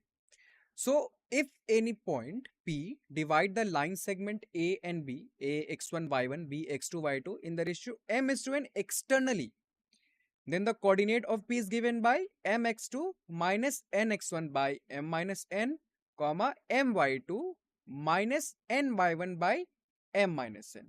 Okay. And equation of tangent to a parabola at a point at square comma 2at is given by ty is equal to x plus at square. Okay. And standard equation of parabola, we know that y square is equal to 4ax. So let's solve. We have given an equation of parabola, that is y square minus 2y minus 4x plus 5 is equal to 0. So we convert into the standard form. We get y minus 1 whole square is equal to 4 into x minus 1. So from here we can get the value of focus. So what is the coordinate of focus? So we can also find the value of A, as the general equation is y minus k whole square is equal to 4a into x minus h. So 4a is equal to 4. So the value of A is 4.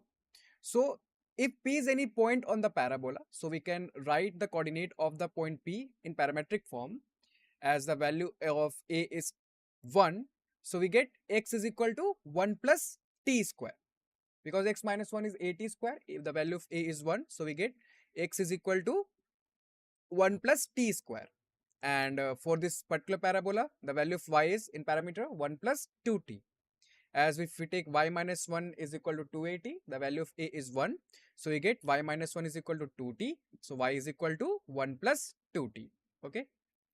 Now, the tangent, if we draw the tangent endpoint P, so tangent in P is given by x minus 1 minus y minus 1 into t plus t square is equal to 0. Because we can write the equation of tangent endpoint P by the formula t into y minus k is equal to x minus h plus t square. Okay, as the value of a is 1 here. So we get equation of tangent as x minus 1 minus y minus 1 t plus t square is equal to 0. Okay. Now, what is the equation of directrix? The equation of directrix given by x minus h is equal to minus a. So we get x is equal to h minus a, as the value of h is 1, a is also 1. So we get x is equal to 1 minus 1. So we get x is equal to 0. Okay. Now, to find the coordinate of q, as the q is on the directrix, so x coordinate is 0 because the equation of directrix is x is equal to 0. And we draw the tangent at P that meet the directrix at Q. So when we substitute x is equal to 0 on the equation of tangent, we get the y coordinate of point Q. So just substitute x equal to 0 on the equation x minus 1 minus y minus 1 t plus t square is equal to 0. We get y is equal to t plus 1 minus 1 by t. So coordinate of Q is 0 comma t plus 1 minus 1 by t. Okay. So now we have coordinate of P, that is 1 plus t square comma 1 plus 2t, and coordinate of Q, that is 0 comma t plus 1 minus 1 by t. And R is the point that divide the line QP externally in the ratio 1 by 2 is to 1. So now we use this section formula to find the coordinate of R.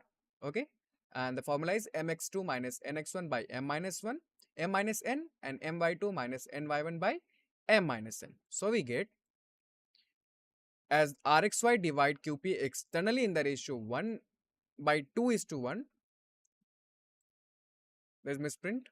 So we get x is equal to minus 1 plus t square and y is equal to 1 minus 2 by t when we apply the section formula. Okay, so now we have coordinate of r, x and y, and we have to find the locus of this r. That means we have to find the relation on x and y. Okay, so for this we have to find the locus of point r, we have to remove t. So from y is equal to 1 minus 2 by t, we get t is equal to 2 by 1 minus y. And when we substitute the value of t on equation of x, that is x is equal to minus 1 plus t square, we get x plus 1 plus 4 by 1 minus y whole square is equal to 0. And when we simplify this, we get x plus 1 into 1 minus y whole square plus 4 is equal to 0. So this is the locus of point R, which divide QP externally in the ratio 1 by 2 is to 1. Clear?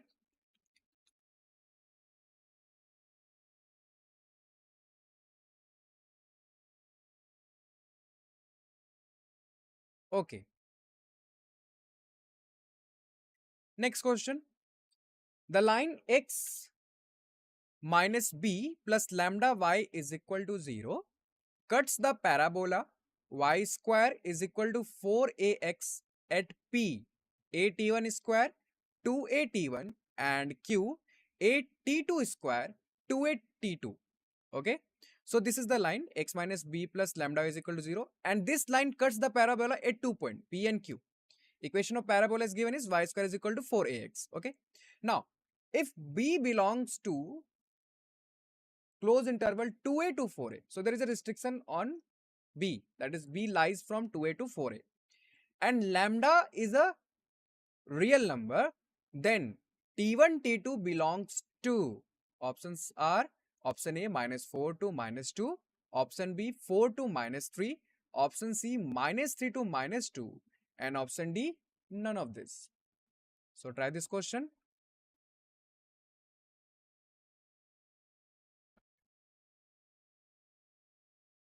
Use the interval, that is b lies between 2a to 4a. Okay, so if we find the relation of t1 t2 with b and a, then we can use this interval to find where t1 t2 lies. Okay,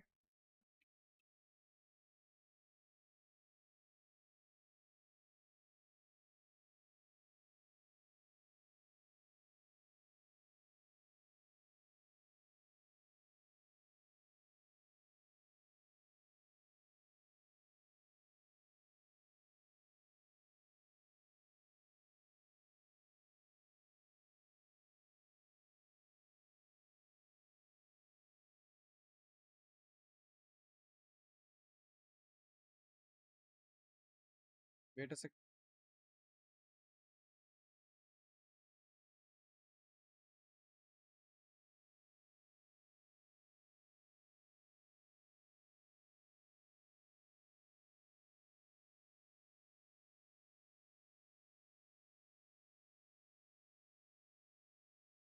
Try to draw the figure.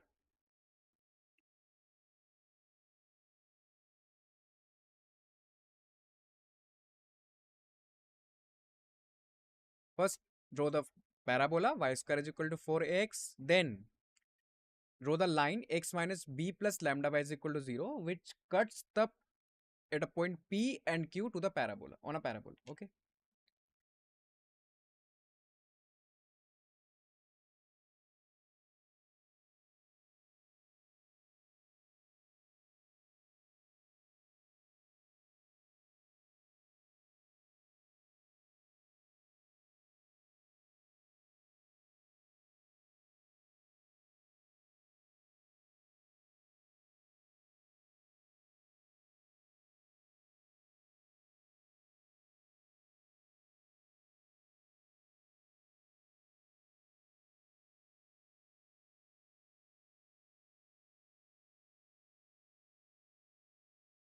Anyone?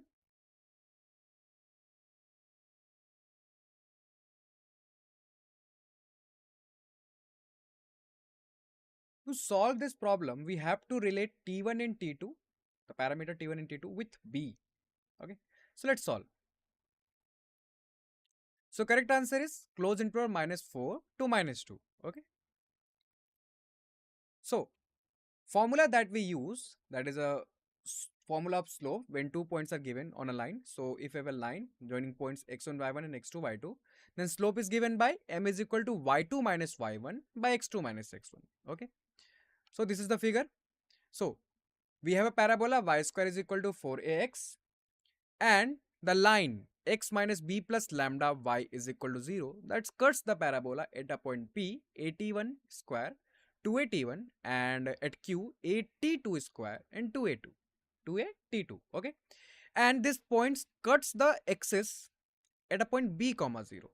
We can easily find this coordinate if we sub as this point cuts the x-axis. So take y is equal to 0, we get x minus b is equal to 0. So the value of x is b. So this line x minus b plus lambda y is equal to 0 cuts at a point b comma 0, regardless the value of lambda. Okay. Now this point p, r, q all lie in a same line. Okay.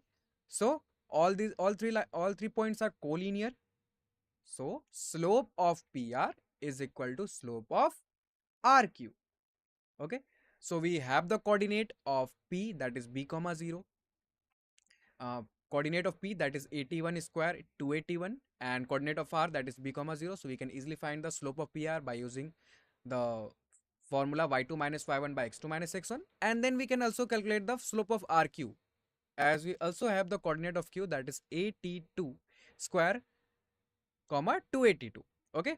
So apply this formula, we get the relation T1 into T2 is equal to minus B by A.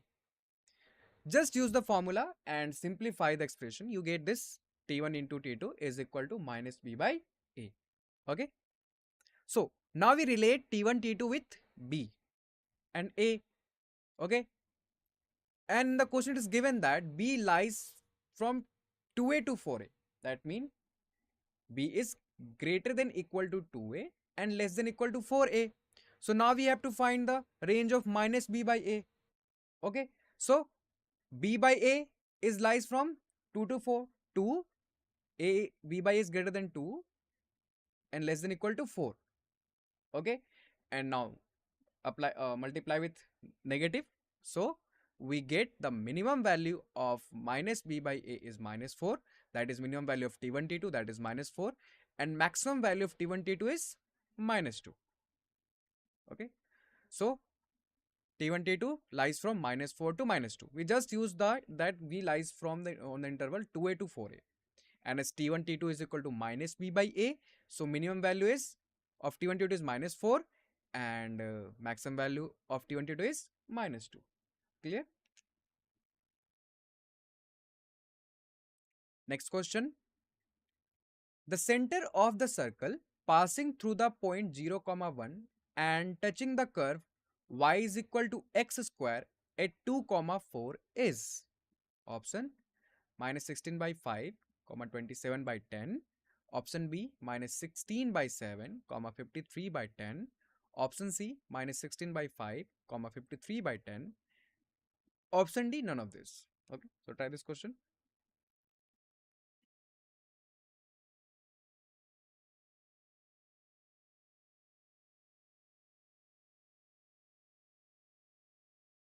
Here recall how we can what is the formula to write the family of circle that is passes through the intersection of a line and a circle.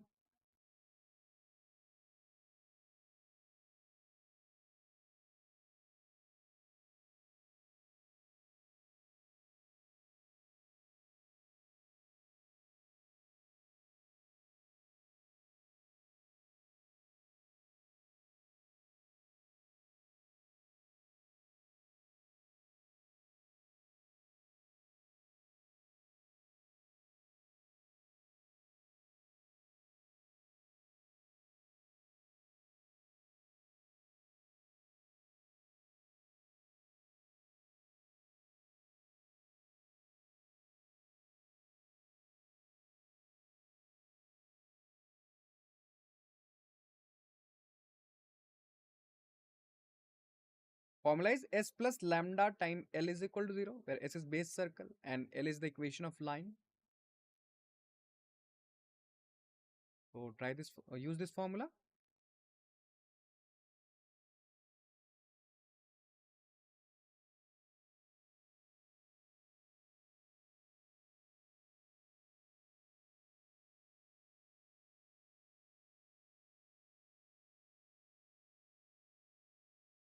That line is tangent to the curve y is equal to x square at a point 2 comma 4. So at first find the equation of the tangent to the curve y is equal to x square, that is at a point 2 comma 4. Okay.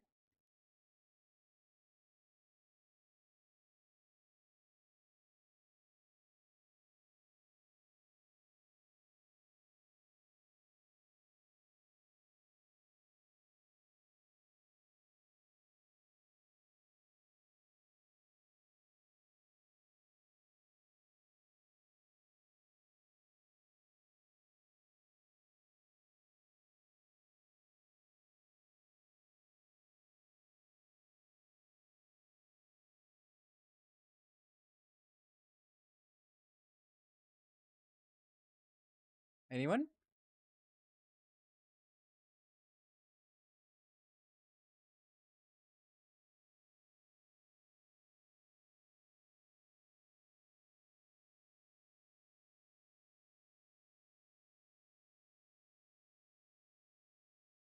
Okay, let's solve. So the correct answer is C, that is minus 16 by 5 comma 53 by 10. Okay. So equation of tangent to a curve x square is equal to 4ay at a point x1 is given by, just replace x square by x into x1 and replace y by y plus y1 by 2. You get equation of tangent. Okay, that is x into x1 is equal to 4a into y plus y1 by 2. Okay, so use this formula to find the tangent. Then second is, if we have an equation of circle, that is x square plus y square plus 2gx plus 2fy plus is equal to 0, then center of the circle is given by minus z comma minus f. Okay, and important formula, that is equation of family of circle passing through the intersection of circle x square plus y square plus 2gx plus 2fy plus c is equal to 0, and line lx plus my plus n is equal to 0 is given by s plus lambda l is equal to 0. Okay, so let's solve. So we have curve is y is equal to x square, a parabola. So we can write the equation of tangent.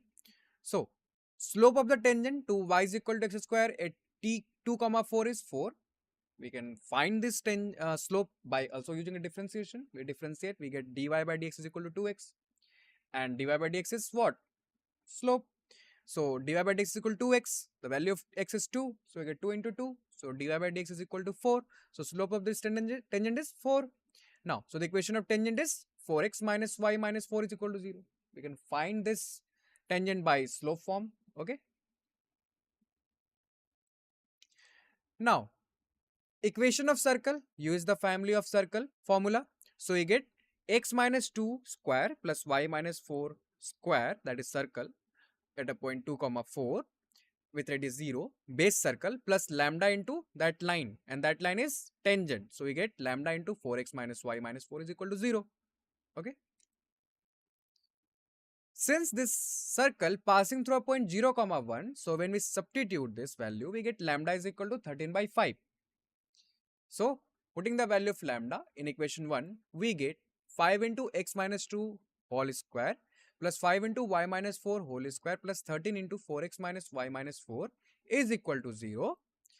When we expand this, we get 5 into x square plus 4 minus 4x plus 5 into y square plus 16 minus 8y plus 52 into x minus 13y minus 52 is equal to 0. That is 5x square plus 5y square plus 32x minus 53y plus 48 is equal to 0. Okay. So simplify this. Divide all the term with 5, we get x square plus y square plus 32 by 5, x minus 53 by 5y plus 48 by 5 is equal to 0.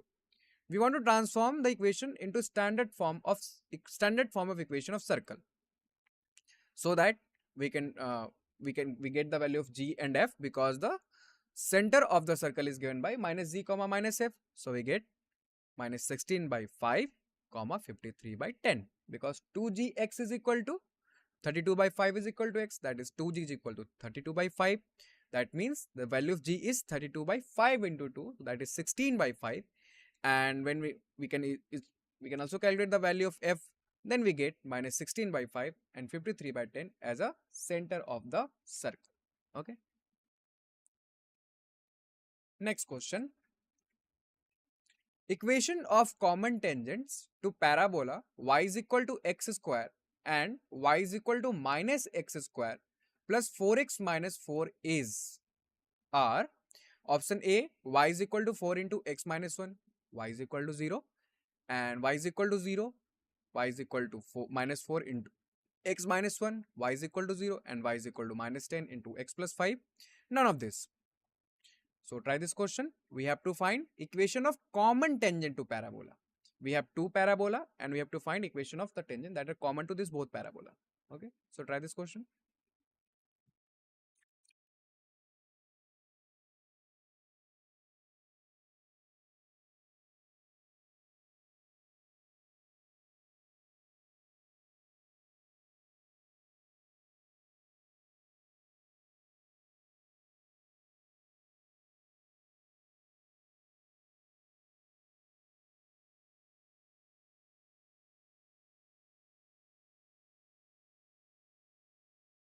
Recall the formula, how we can calculate the tangents to a parabola.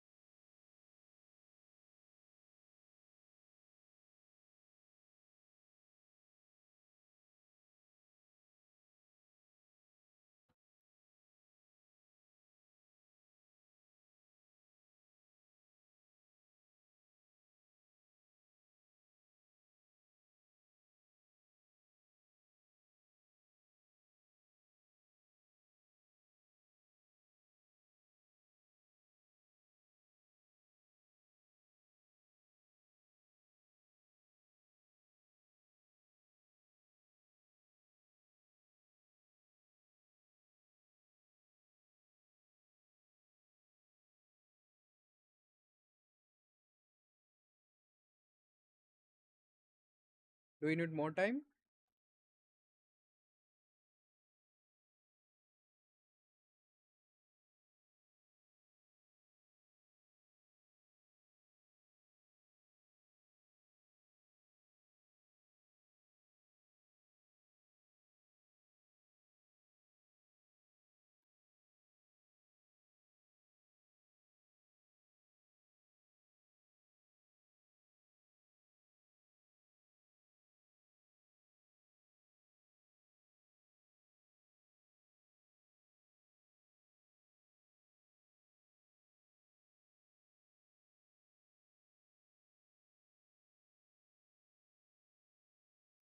Okay, let's solve.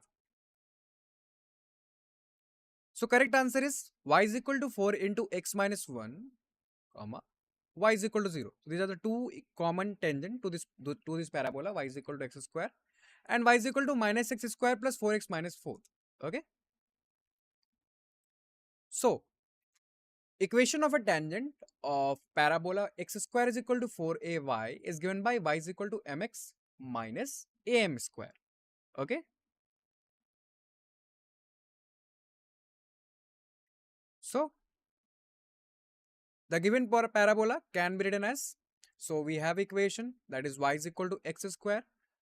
So we can write it as y is equal to 4 into 1 by 4x because the standard equation is. So to find the value of x, a, okay. So as x square is equal to 4ay, so we get 4a is equal to 1. So the value of a is 1 by 4. Okay. Another equation is y is equal to minus x square plus 4x minus 4. So we can write it as y is equal to minus x square minus 4x plus 4. And if we write this, we use the completing square method, we get x minus 2 whole square is equal to minus y. Okay. And from here we can also calculate the value of a, as the value of a is 4a is equal to minus 1. So a is equal to minus 1 by 4. Okay. So now the tangent of parabola is given by y is equal to mx minus am square. Okay. So we use this formula because now we have the value of a for first parabola y is equal to x square. The value of a is 1 by 4, and for second the value of a is minus 1 by 4. Okay. So we use this. So we get equation of tangent to this two given parabola is y is equal to mx minus m square by 4 for first parabola y is equal to x square, and equation of tangent for second parabola is y is equal to m into x minus 2 plus m square by 4, because the equation of tangent for the parabola is y is equal to m into x minus h minus am square. Okay. So as the value of minus 1 by 4, so we get plus m square by 4. So now we have equation of tangent for this both parabola, and we have to find equation of common tangent. So we just equate this both equation, we get mx minus m square by 4 is equal to m into x minus 2 plus m square by 4. And when we solve this, we get the value of value of m, because these are integral. So we get m is equal to 0 and m is equal to 4. So solve the equation mx minus m square by 4 is equal to m into x minus 2 plus m square by 4. You get the value m is equal to 0 and m is equal to 4. Okay. So the common tangent are y is equal to 0 and y is equal to 4x minus 4. We get the value of m. So substitute this value into the equation of tangent. So just use the first equation of tangent, that is y is equal to mx minus m square by 4. When we take m is equal to 0, we get y is equal to 0. And when we take m is equal to 4, we get y is equal to 4x minus 4. So these are the common tangent to the parabola y is equal to x square and y is equal to minus x square plus 4x minus 4. Okay.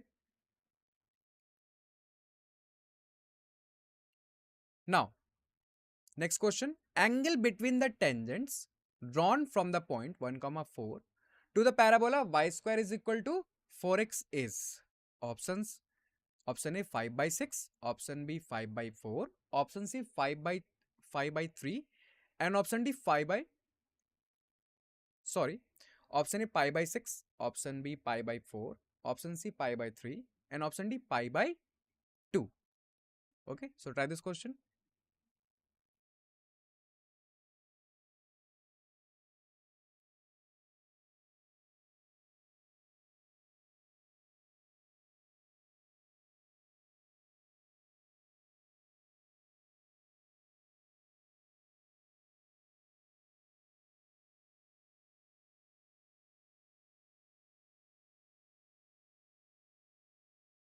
What is the equation of tangent in slope form?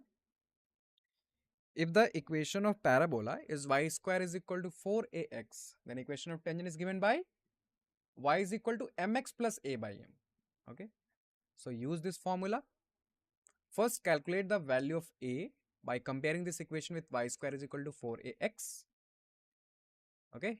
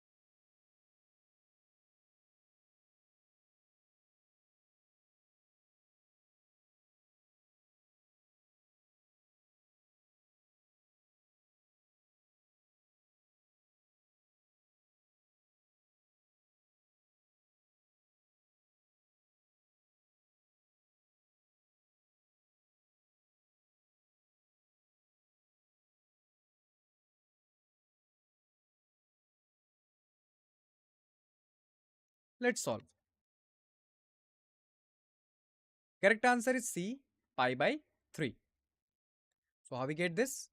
We know that equation of tangent of parabola y square is equal to 4ax is given by y is equal to mx plus a by m. Okay. And equation of parabola in this question is y square is equal to 4ax. And when we compare this with the standard equation y is equal to 4ax, we get 4a is equal to 4. That means a is equal to 1.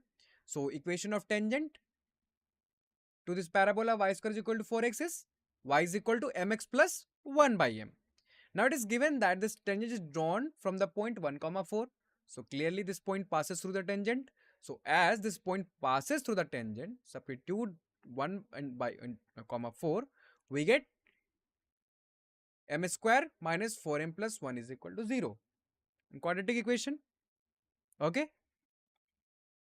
Now if we consider m1 and m2 as the roots of this quadratic equation, there is a relation of summation of root with coefficient and product of root with coefficient. What is that relation?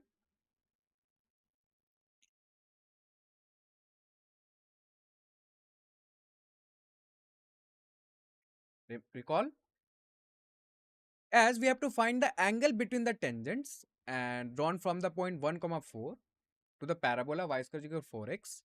So angle is given by in the form of tan, that is tan theta is equal to m1 minus m2 by 1 plus m1 into m2, where m1 is the slope of first tangent that is drawn from 1 comma 4 and m2 is the tangent of second tangent that is drawn from 1 comma 4. There is a pair of tangent drawn from 1 comma 4, and this slope can be found, m1 and m2 can be found by solving quadratic equation m square minus 4m plus 1 is equal to 0. We can easily calculate as this is a quadratic equation.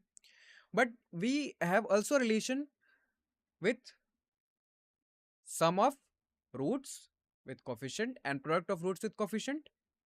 So we can write this equation as root under m1 plus m2 whole square minus 4 into m1 into m2. We write m1 minus m2 as root under m1 is plus m2 whole square minus 4 into m1 into m2 clearly, and 1 plus m1 into m2.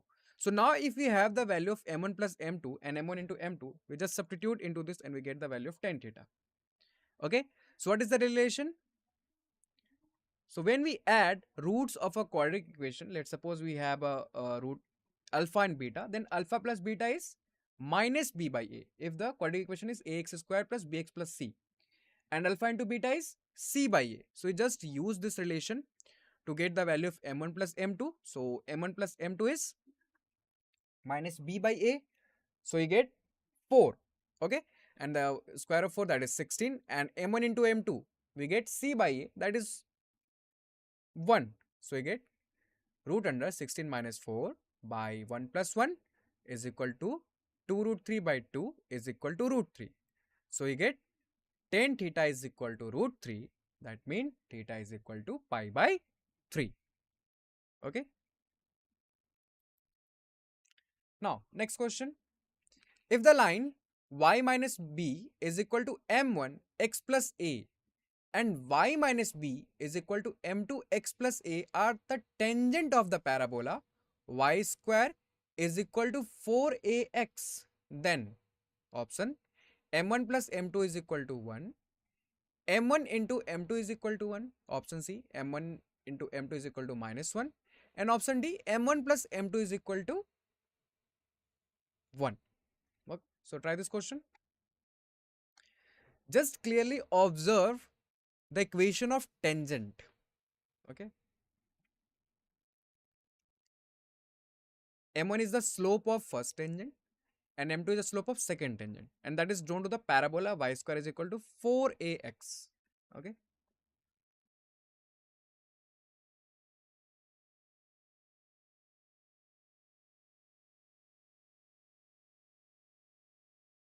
Is there any common thing between these two equation of tangent? Just observe.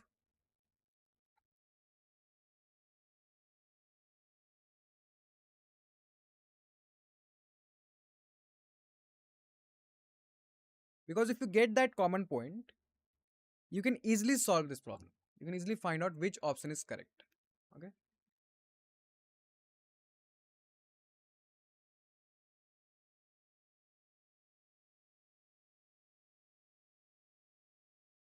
Just two-line argument.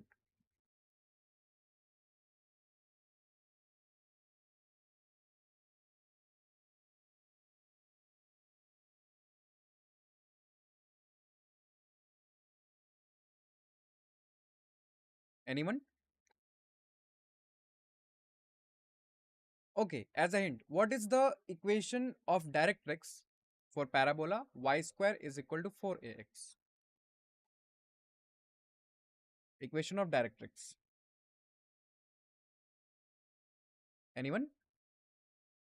Just write the formula of equation of directrix for parabola y square is equal to 4ax.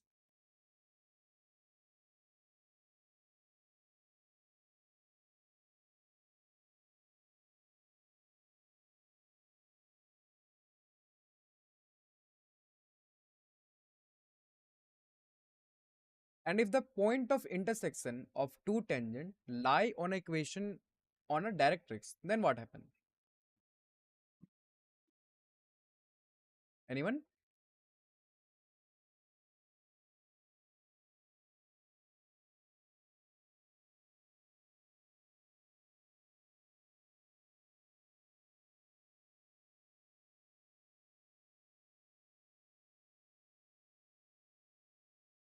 Let's solve. So correct option is C. M1 into M2 is equal to minus 1. Okay. So tangent drawn from directrix to parabola are perpendicular. We know this. And so since equation of first tangent is y minus b is equal to m1 x plus a, and second tangent is y minus b is equal to m2 x plus a. So one thing that you should observe is that this both line passes through a point minus a comma b. Okay. And what is the equation of directrix for y square is equal to 4ax? That is x is equal to minus a. That means this point minus a comma b is lies on the line directrix, that is x is equal to minus a.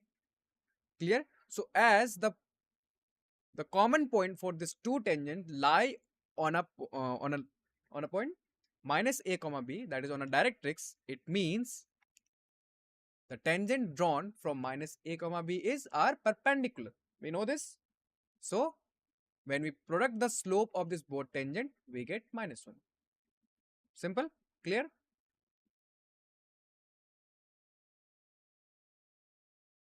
Just wait for a moment.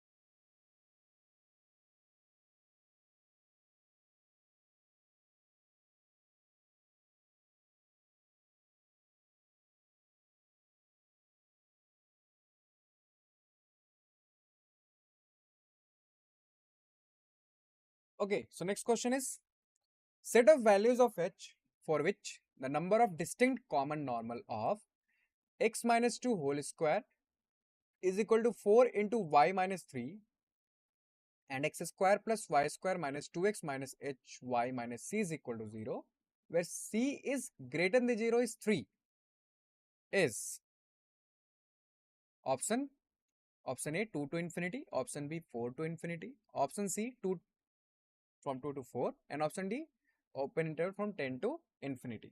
So try this question. We have to find the set of values of h.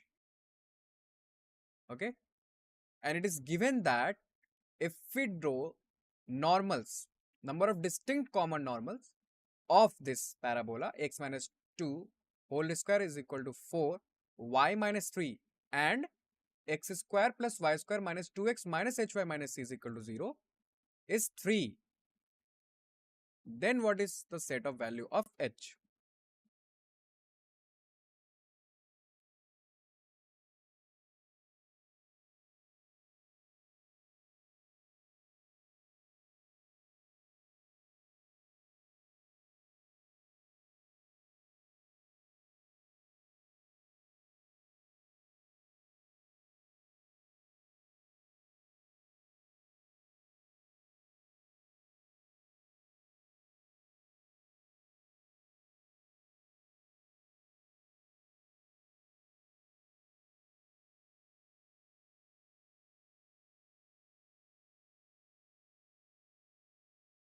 Okay, let's solve.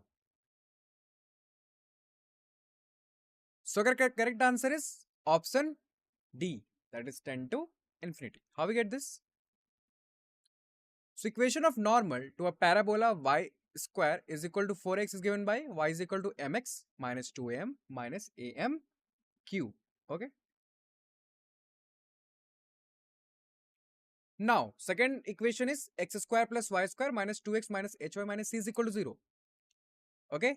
So if we draw any normal to a circle, then that normal is passing through the center of the circle, and we can easily calculate what is the coordinate of this circle. X square plus y square minus 2x minus hy minus c is equal to 0. Okay. So the equation of normal of parabola x minus 2 whole square is equal to 4 y minus 3 is x minus 2 is equal to m y minus 3 minus 2m minus m cube. So this is the equation of normal to the parabola.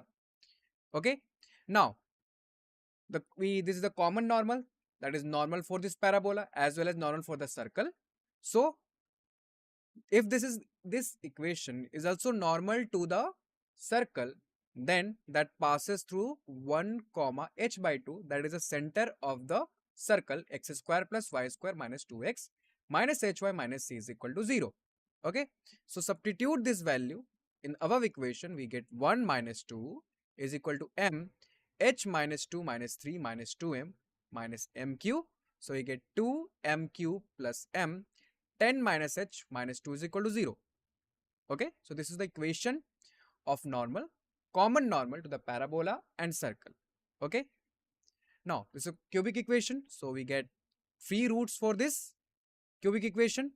So this equation will give 3 distinct value of m, because it is given that number of distinct common normal of parabola and this circle is 3. Okay, and to get the 3 distinct normal, it is the property that f dash m is equal to 0 has 2 distinct root. Okay, so now we have fm is equal to 2m cube plus m 10 minus h minus 2.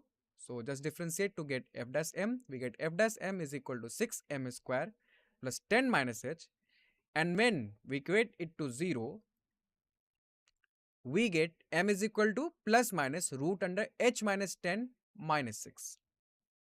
Now to get distinct real roots, h minus 10 must be positive. Okay,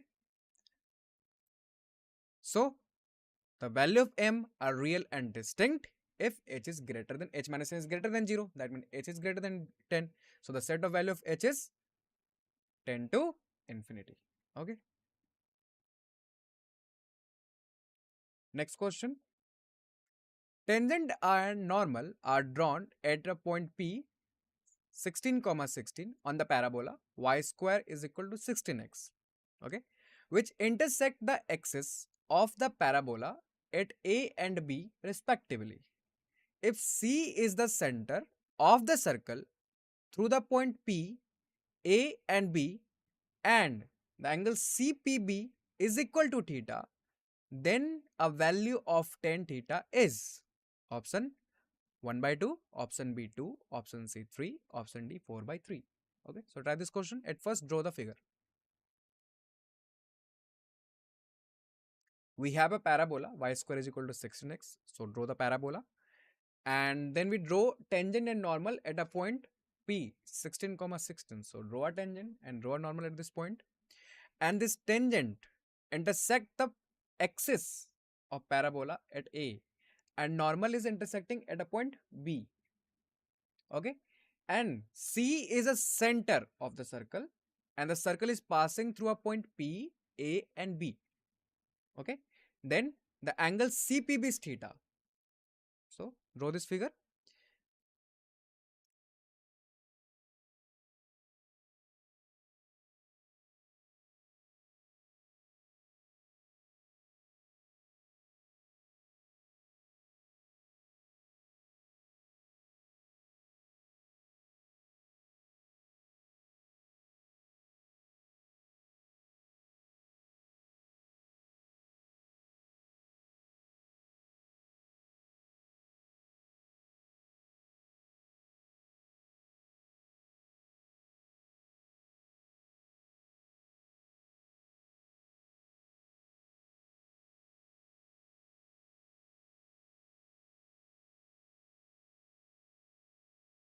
Let's solve.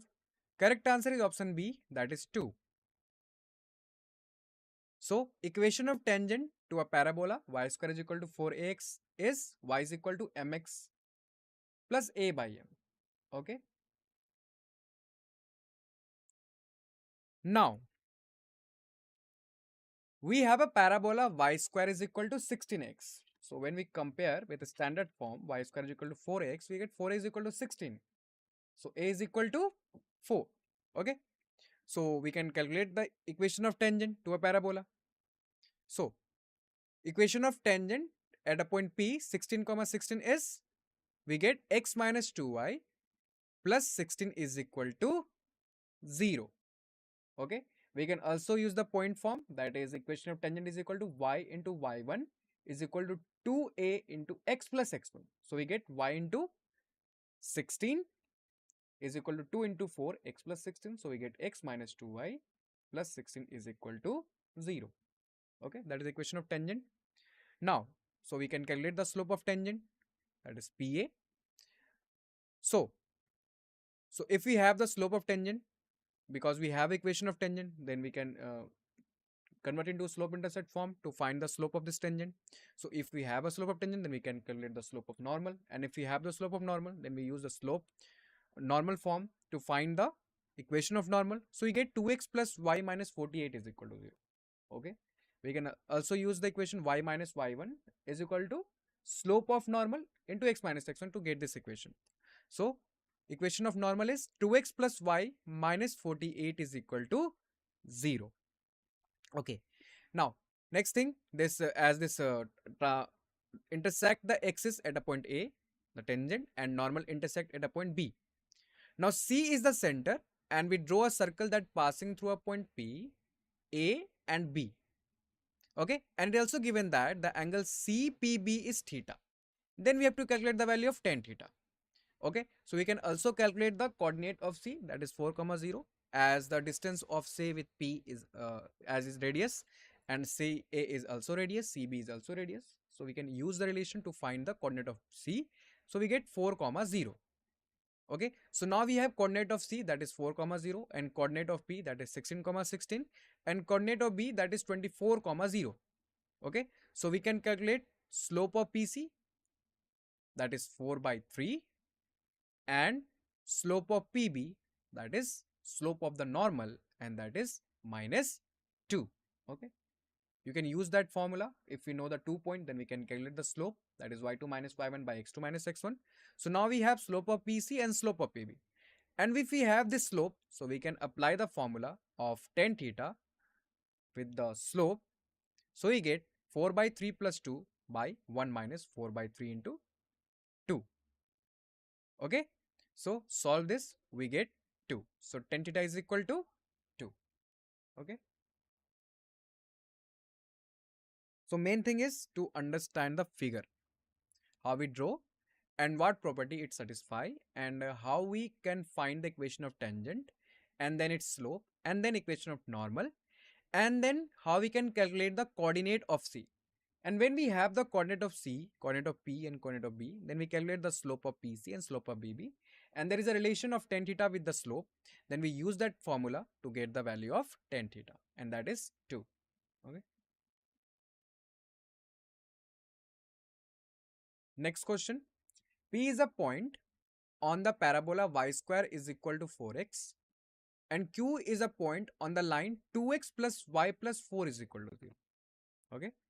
If the line x minus y plus 1 is equal to 0 is the perpendicular bisector of PQ, then the coordinate of P is option A 8, 9, 10, 11, option B 1, minus 2, 9, minus 6, option C 7, 8, 9, 8, and option D none of this. So try this.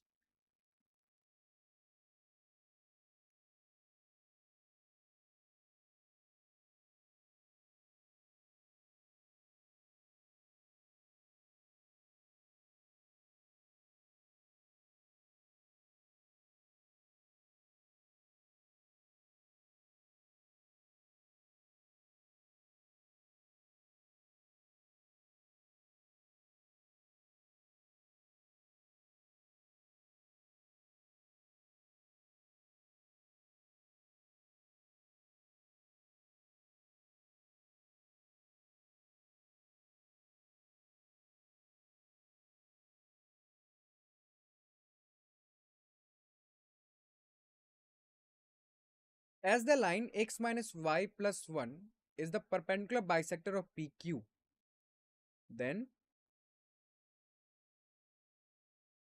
this means that Q is the reflection image of P across the line L. Then what is the formula to get coordinate of the reflection of a point P on a line L?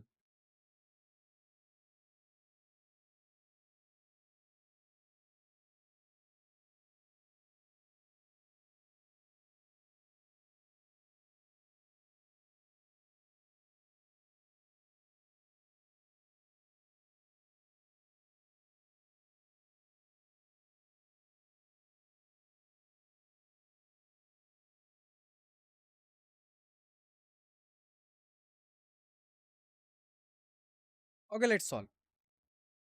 So correct answer is option B, that is 1, minus 2 and 9, minus 6. So any point on a parabola y square is equal to 4x in a parametric form is 80 square, 280. Okay.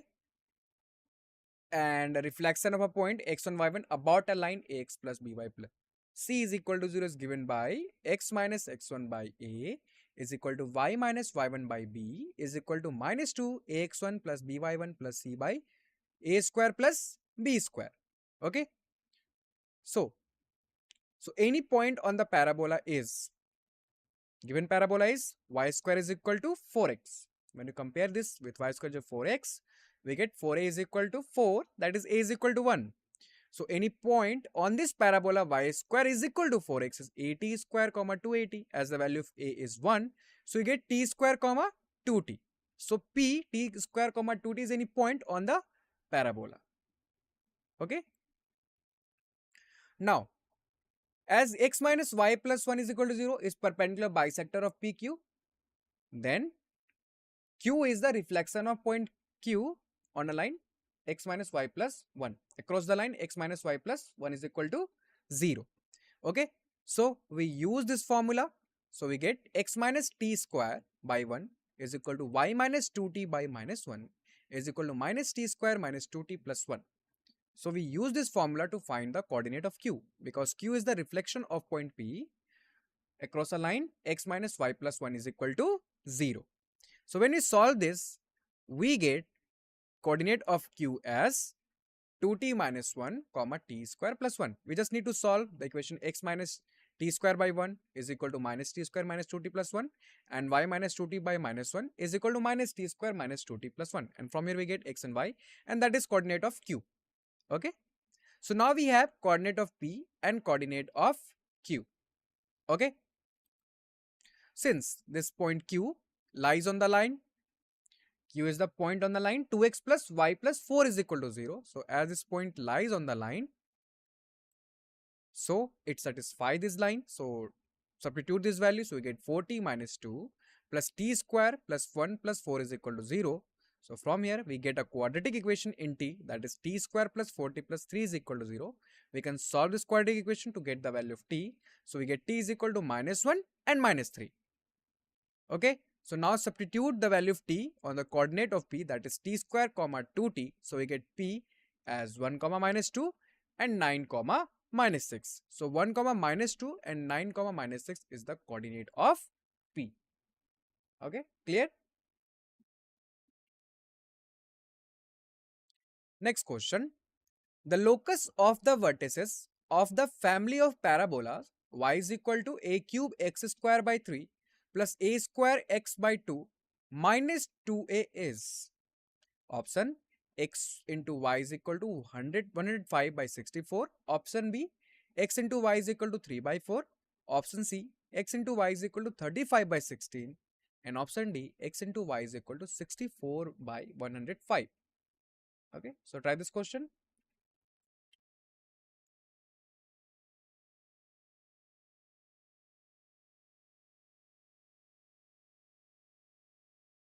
So we have to find the relation on coordinate of vertices. Okay.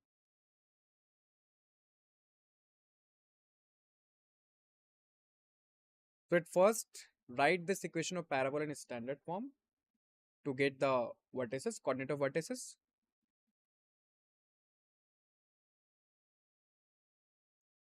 So then you get a coordinate on vertices on A, and then remove that A with the help of this both equation to get the locus of the vertices. Okay.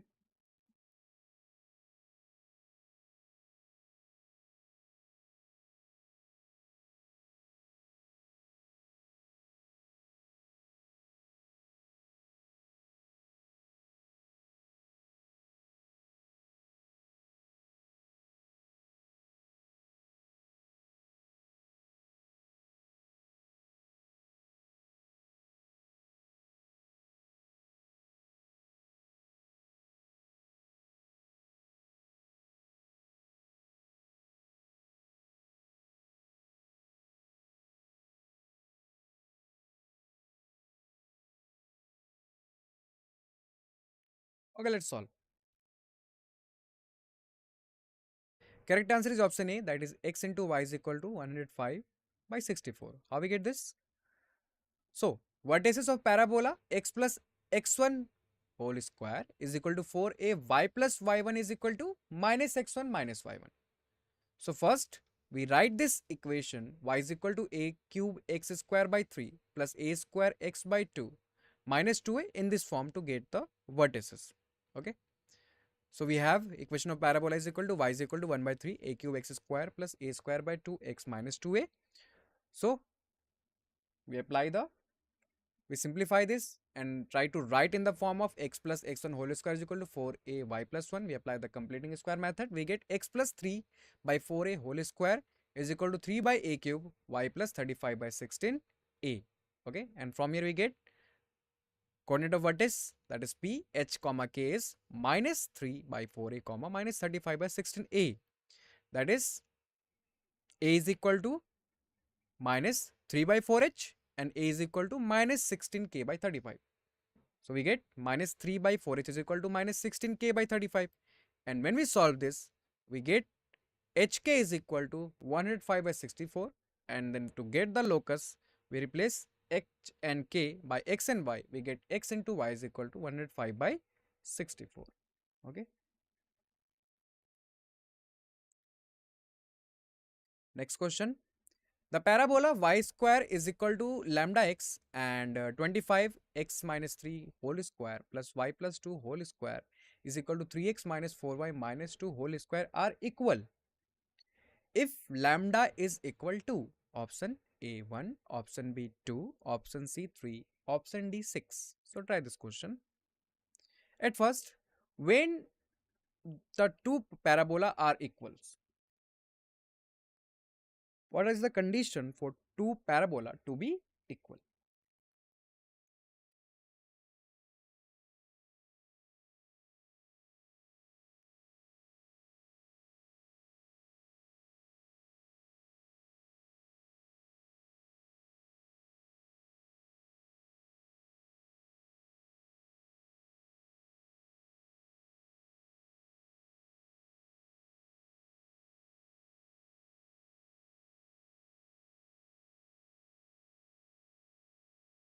Try this question.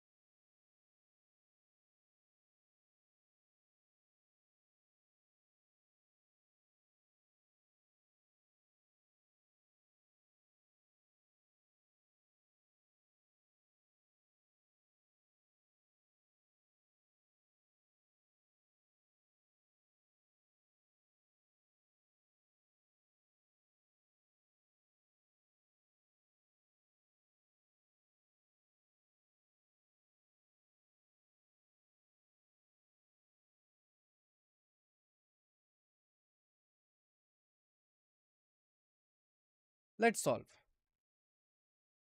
Correct answer is option D, that is 6. Formula that we use, two parabola are equal if the length of their lattice rectum are equal. Okay.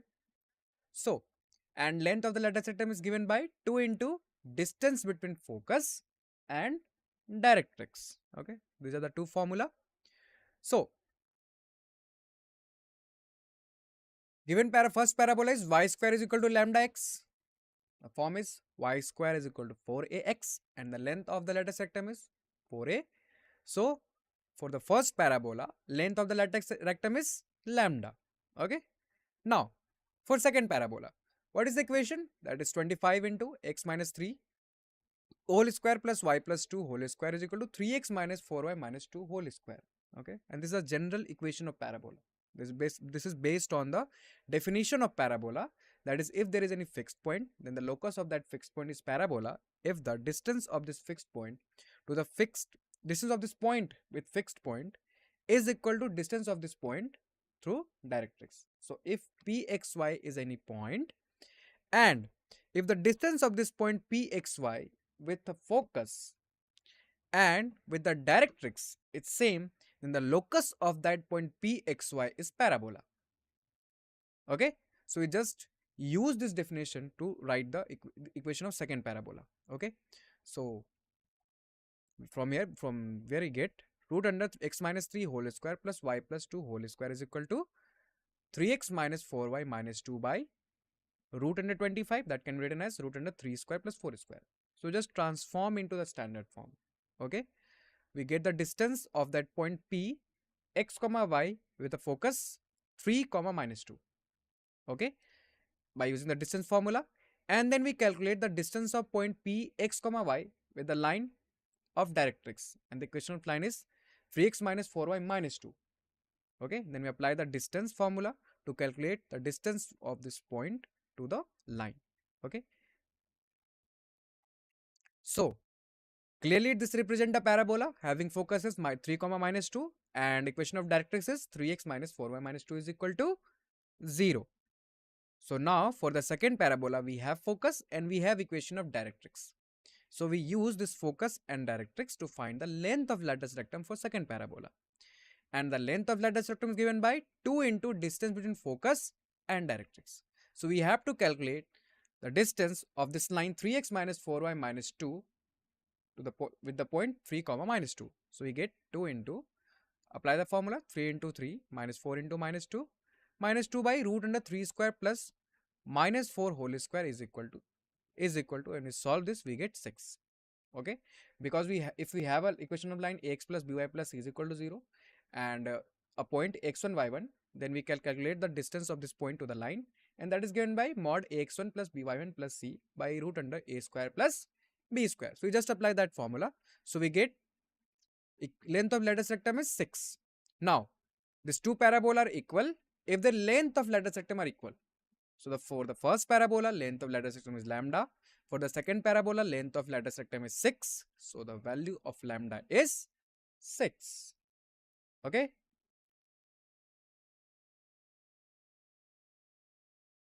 Now, a line is drawn from A minus 2 comma 0 to intersect the curve y square is equal to 4x in P and Q in the first quadrant such that 1 by AP plus 1 by AQ is less than 1 by 4. Then the slope of the line is always option A less than root 3, option B greater than root 3, option C greater than equal to root 3, option D none of this. Okay, so try this question, take this question as homework, okay, and try to solve. And if you have any problem, then connect with us on doubt session. Okay, so that's all for today. Any doubt?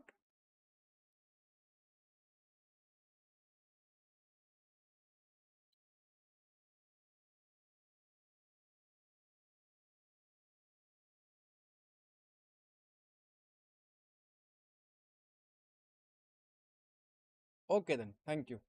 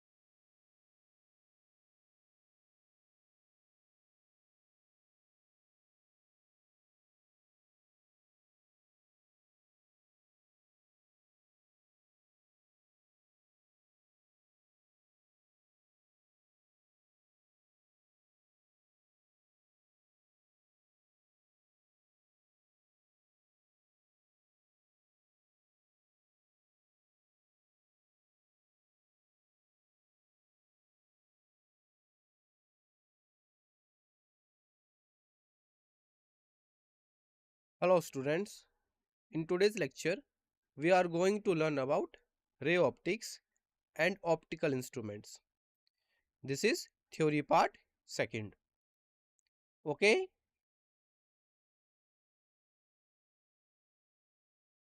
this is our disclaimer.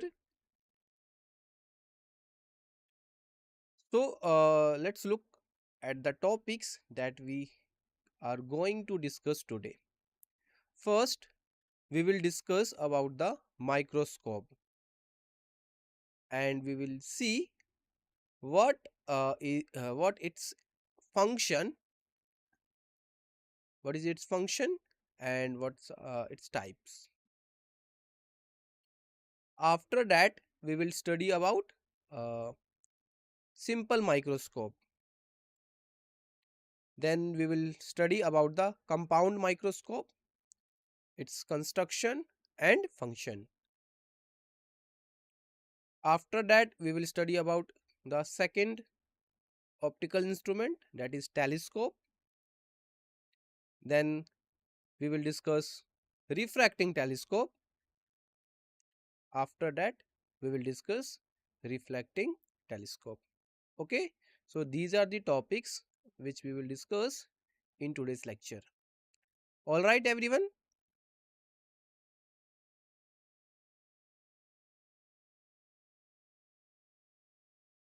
So let's start.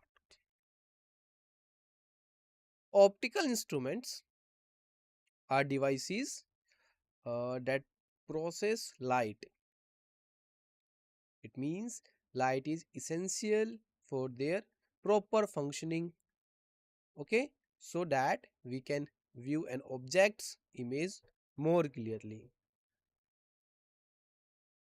understand its properties, or correct vision related defects. So we use them to enhance, analyze, or focus images. So if we talk about some examples, so we can say camera, telescope, microscope. Okay, so these are the periscope. These are the examples of optical instruments or devices. Optical instruments like microscope and telescopes magnify the image of small or distant objects, meaning they make their size appear larger. Okay, so they present these images enlarged before our uh, before our eyes, so that those objects uh, appear more clearly and distinctly to our eyes. Okay, this means that these instruments increase the visual angle of that object, okay, which is formed at the eye. Larger the visual angle, larger the object will be appear. Okay, the eye itself is considered a natural optical instrument. Our eye processes light, forms images, and sends them to the brain so that we can see. Clear? Microscope. What is microscope? A microscope is an optical instrument, all right, that magnifies very small things which we cannot easily see with our eyes. Okay, so we to see very small things with the help of we will use we used microscope. Okay, so it is used to study objects that are very small, such as cells, bacteria, or parts of a small machine. Clear? Let's see some key features and functions of a microscope. Okay, So the most important feature of a microscope is its magnification ability. Clear? So if we talk about magnification, so we can say uh, magnification means we like uh, suppose we have an object, okay, and the size of that object will increase with the help of microscope. So we can say my magnification uh, is the process, or we can say in which the size of the object looks like larger compared to actual image. So we can say uh, in magnification, uh, or we can say the magnification of microscope, which magnifies small objects and clearly shows their details. So through this we can we can see and understand those things which are normally difficult to see with the naked eye. Okay. Next is resolution. So if we talk about resolution, so we can say it's another important feature which enhances the clarity of the image. Due to resolution, uh, a microscope can identify to very close points separately, meaning it helps in clearly showing fine details. In this way, a microscope not only magnifies small objects but also makes their image so clear that we can easily understand their structure and features. Okay, so these are two features, magnification and resolution, together make microscopy a powerful tool for scientific research and medical diagnosis. Clear? So both term magnification and resolution is very important. All right.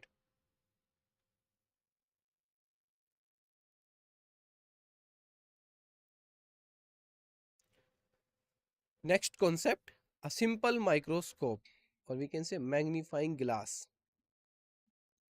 Students, a magnifying glass consists of a single convex lens which has a short focal length. Okay, so when a object is placed between the optical center and the principal focus of this lens, then the lens forms a magnified image of that object. Clear? So this image is magnified. This image, look at here. This image, this one. This is the magnified image. Okay, this is the magnified image, due to which small objects can be easily seen. Okay, so as we see here, so this is the magnification of a object.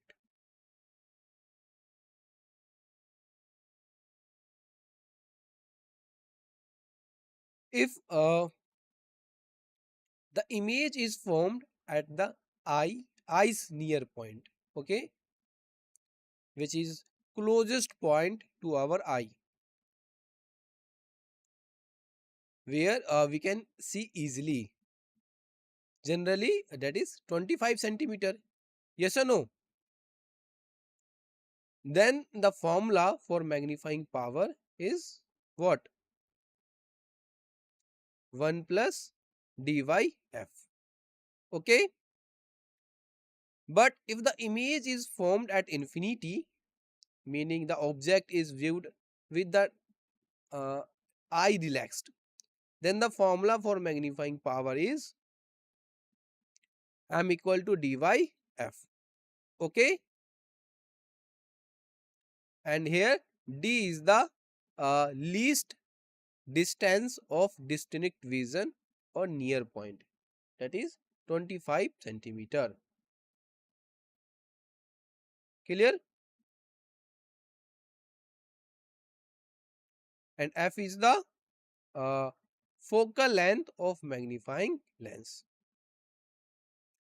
So look at here in the figure.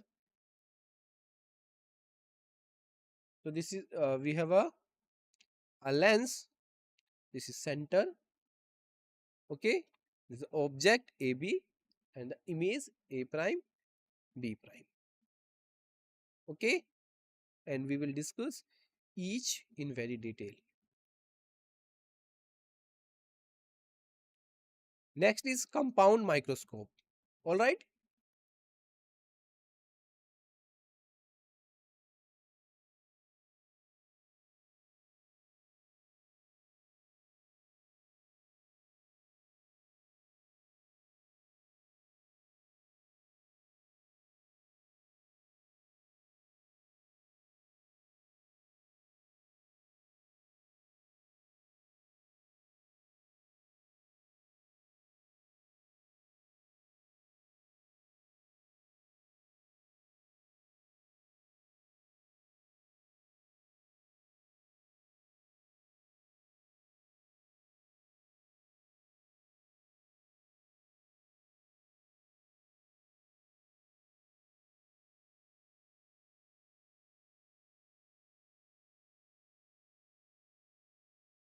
Next is compound microscope. If we talk about the compound microscope, so we can say a microscope has two lenses whose focal length is small and apertures are also small. Clear? So the focal length and aperture of the objective lens are smaller than that of the eyepiece lens. Okay.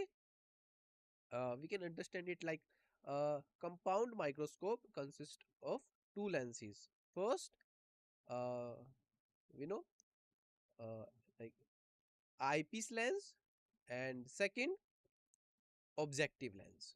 Okay. So look at here in the figure. There is a two lenses. Okay. So this is the uh, ray diagram of a image. So this is objective lens and this is compound eyepiece. Okay.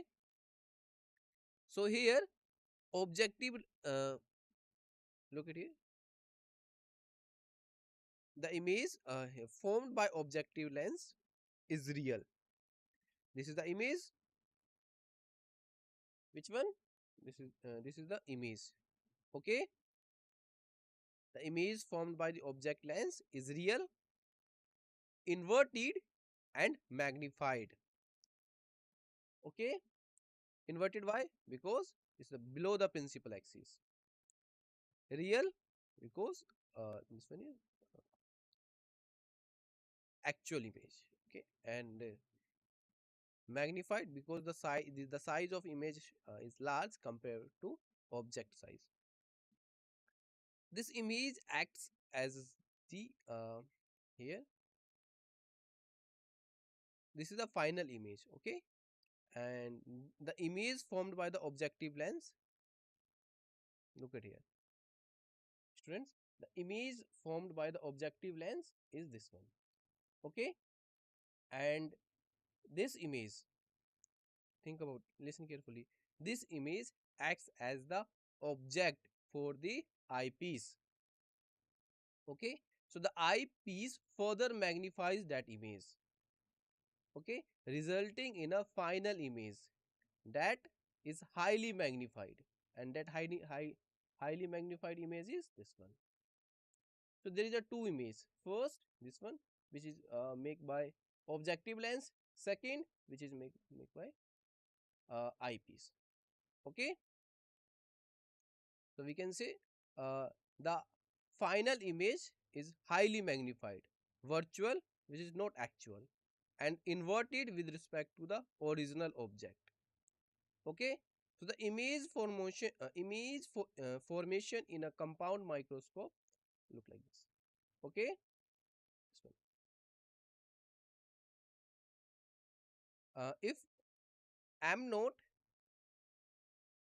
this is not m naught. Okay, so there we here we will use two terms, mo magnification power of objective lens, and me magnification power of eyepiece. Okay, so mo is the magnification of the objective lens and me is the magnification of eyepiece.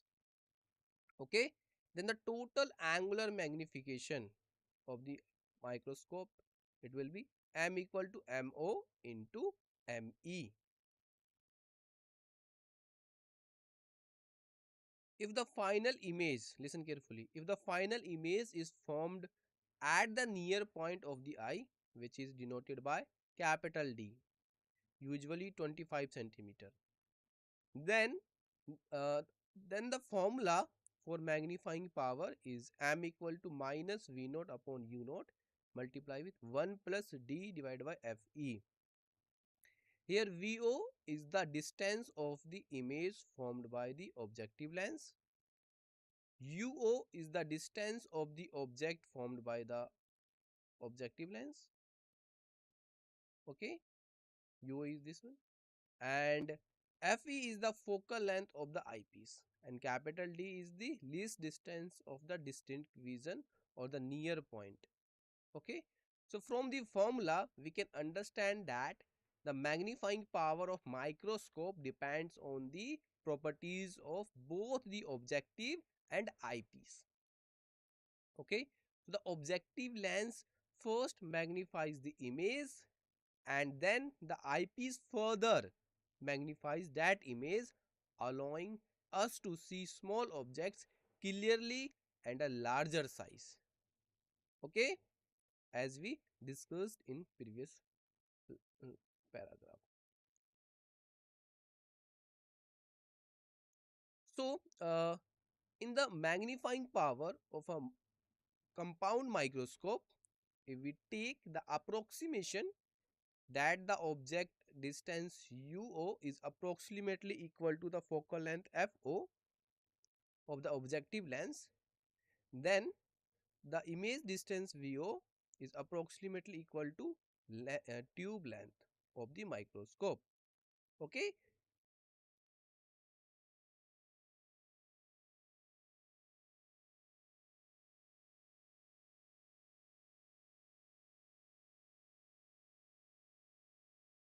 so with the approximation, the formula for magnifying power is m equal to minus L divided by FO into 1 plus dy Fe. Okay, so this is very important concept or formula for the exam. Now students, if the final image is formed at infinity, okay, meaning the image is viewed with the eye relaxed, then the formula for magnifying power is m equal to minus vo divided by uo d upon fe, which is equal to minus L upon FO into d by Fe. Okay.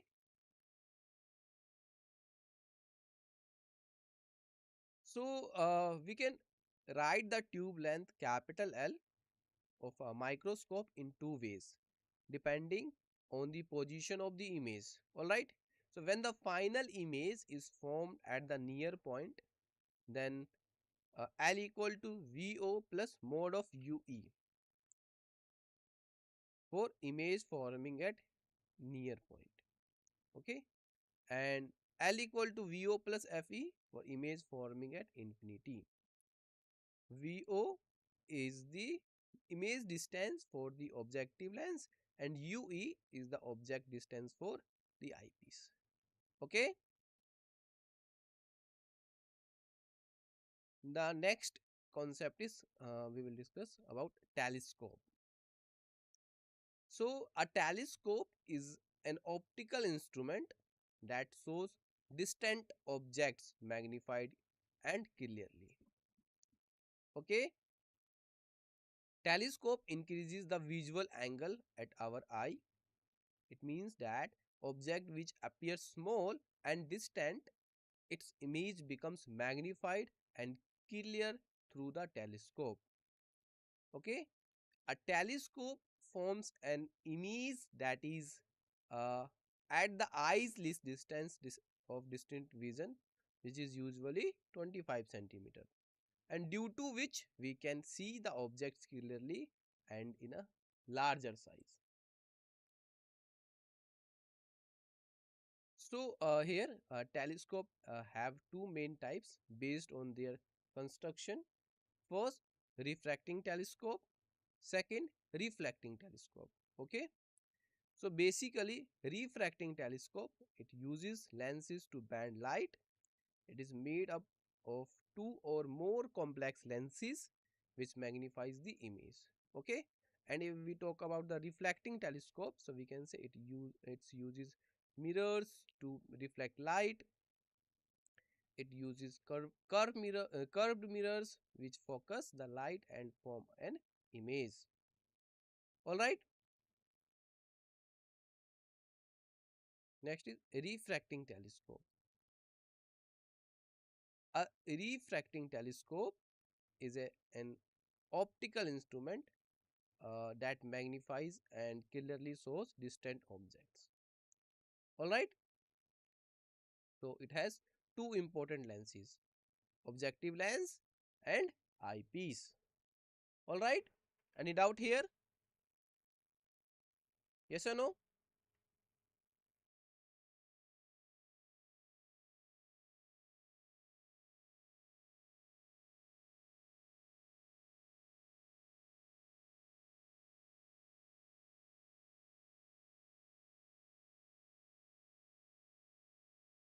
Any doubt?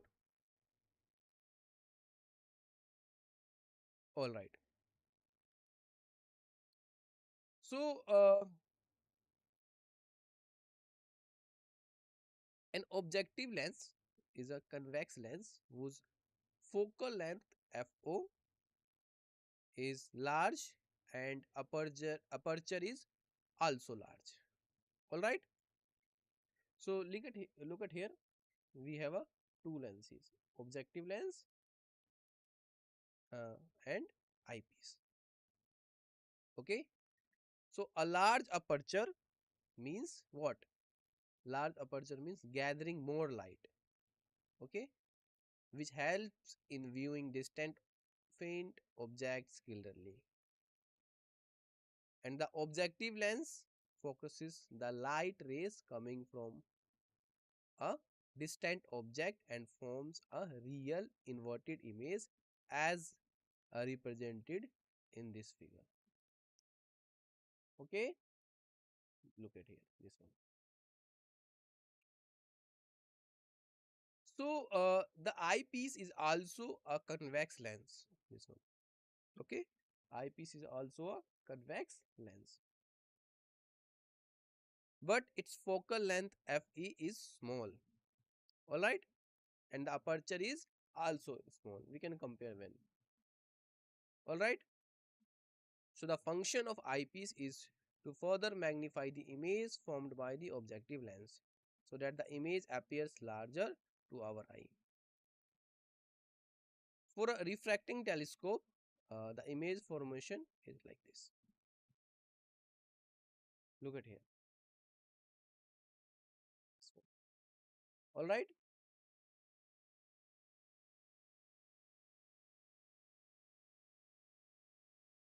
Now, the telescope can be adjusted in two ways. First, practical adjustment. Okay. So, in this, the final image is formed at the observer's near point, which is usually d equal to 25 centimeter. Okay. And the advantage of forming the image at the near point is that by straining the eye slightly. One can see the image clearly, which provides a slightly high magnification. In this case, the formula for magnifying power is m equal to minus f4 divided by fe 1 plus fe divided by d. Okay, students, in this formula, fo upon fe is the basic magnifying power of the telescope.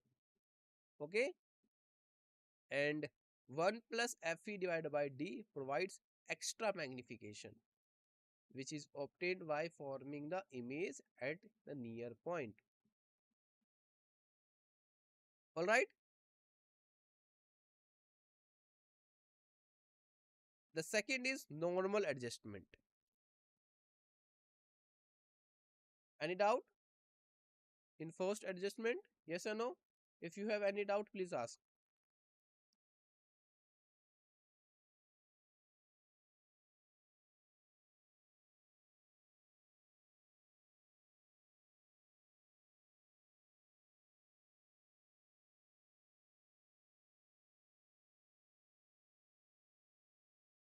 Second is normal adjustment. So, when the final image is formed at infinity, means the eye remains relaxed and the image can be viewed without strain. Alright.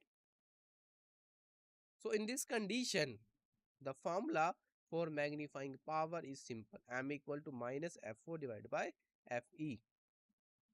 Here, listen carefully. Here, only the ratio of the focal length of the objective and the eyepiece determines the magnifying power. And here, look at here, there is a negative sign. Yes or no? So, why here we use negative sign? Tell me, anyone? Yes.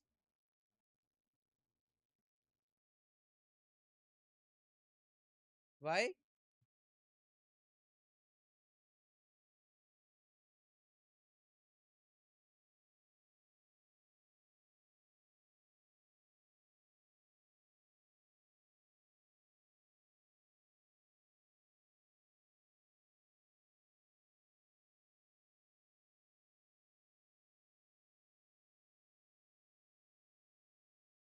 Tell me.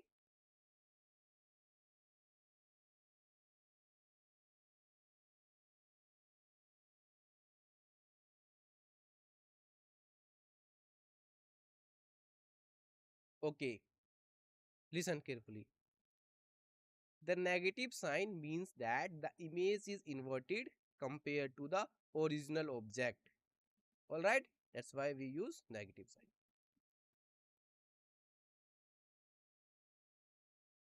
So, look at here, this image. This image here.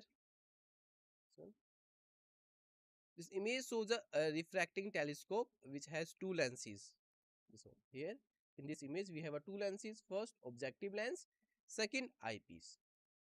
Okay. The tube length of the telescope or the distance between the two lenses is denoted by capital L. Alright.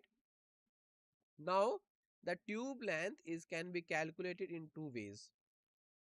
First, image forming at near point. Okay. So, we can say when the final image is formed at the observer's near point, which is usually 25 centimeter, the formula for the tube length is L equal to FO plus mod of UE. Okay.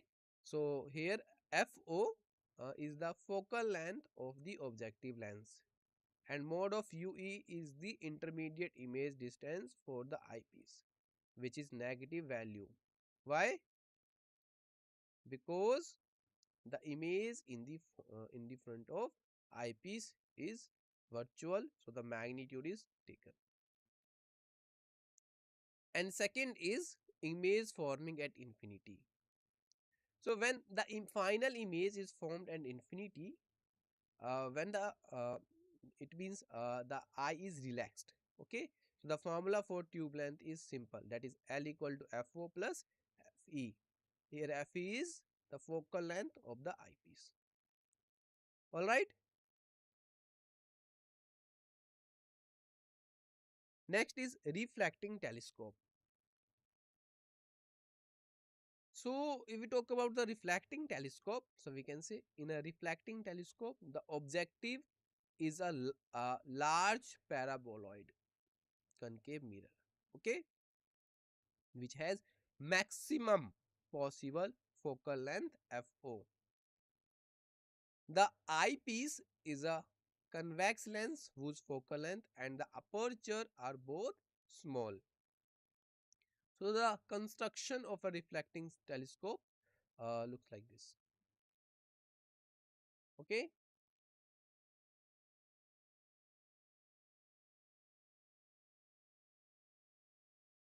Look like this.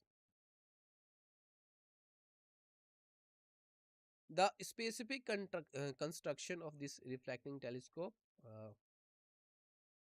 is shown in the figure is called the we can say cast Caesarean, like a cast Caesarean telescope.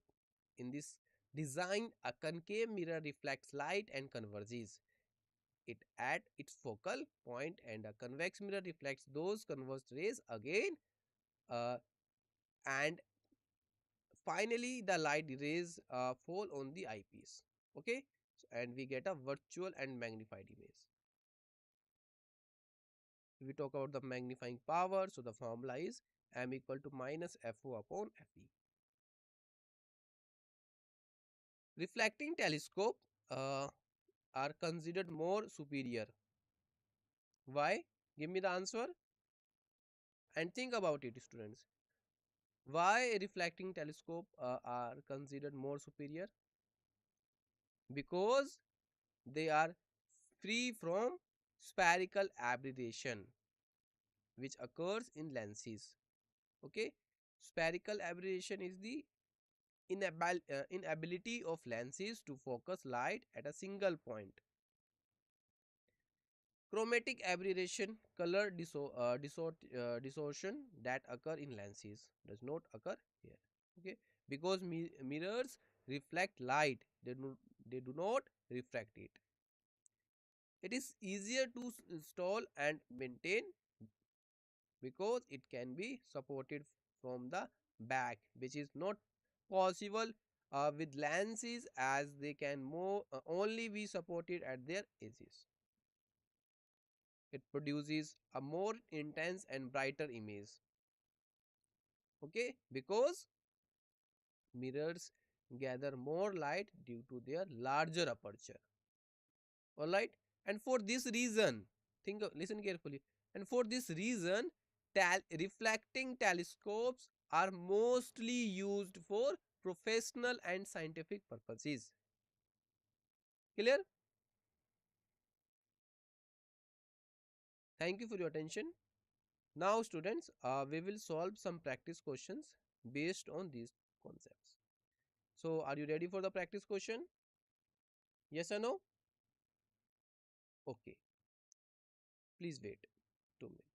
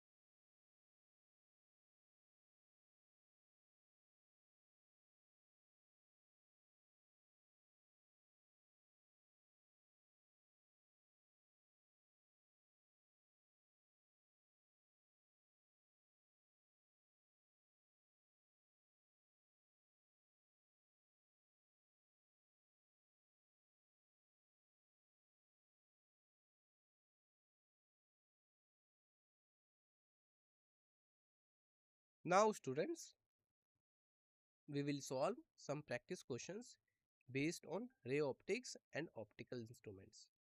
Okay, and this is part second. This is our disclaimer. So here we will solve some practice questions based on ray optics and optical instruments. All right. So our first question: to obtain a magnified image at the distance of distinct vision with simple microscope, where should the object be placed?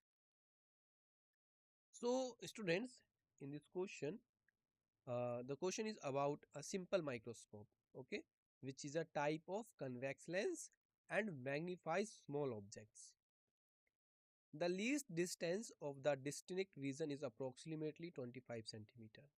We know this, meaning the eye can be clearly see objects at a minimum of this distance. The question asks that if we want to image formed by the simple microscope to be at this distance, that is at the human's eye, this distance of distinct vision, then where should be the object be placed with respect to the lens's focus?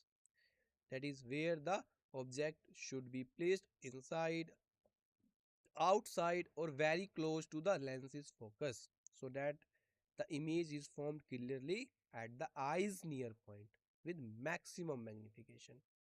Okay, so the given options: option A, away from the focus; option B, at focus; option C, between the focus and the optical center; and option D, none of the above.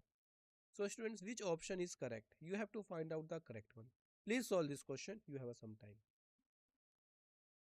Please solve.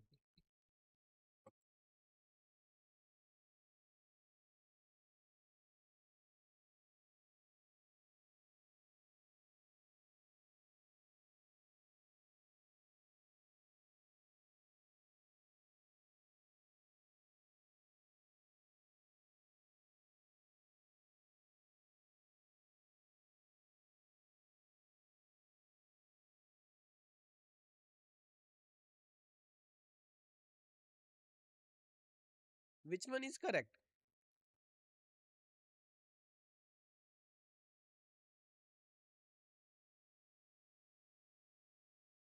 A, B, C, or D? This is a very simple question or basic question. Okay.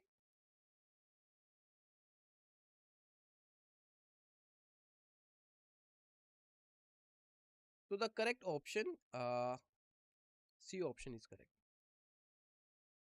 Let's solve this question. Look at here. This is a simple microscope.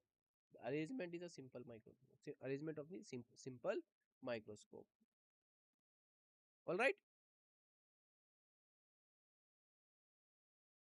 In a simple microscope, maximum magnification is obtained only when the image is formed at the human's uh, least distance of distinct vision, which is 25 centimeter. Okay, and this distance is important because it is the shortest distance from which the eye can clearly see objects without strain. All right. So here a simple microscope consists of a converging lens. Okay, this is a converging lens which has a focal length point. All right. If we place the object outside the lens,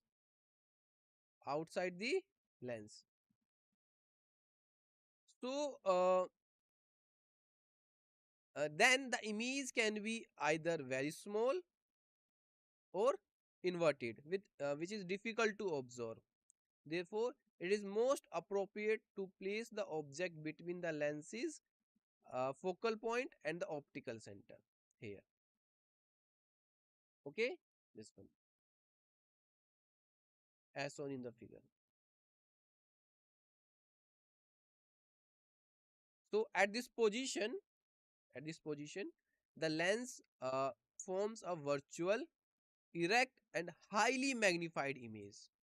Okay, look at here. This is a highly magnified image. Okay, which is formed at the nearest point of eye.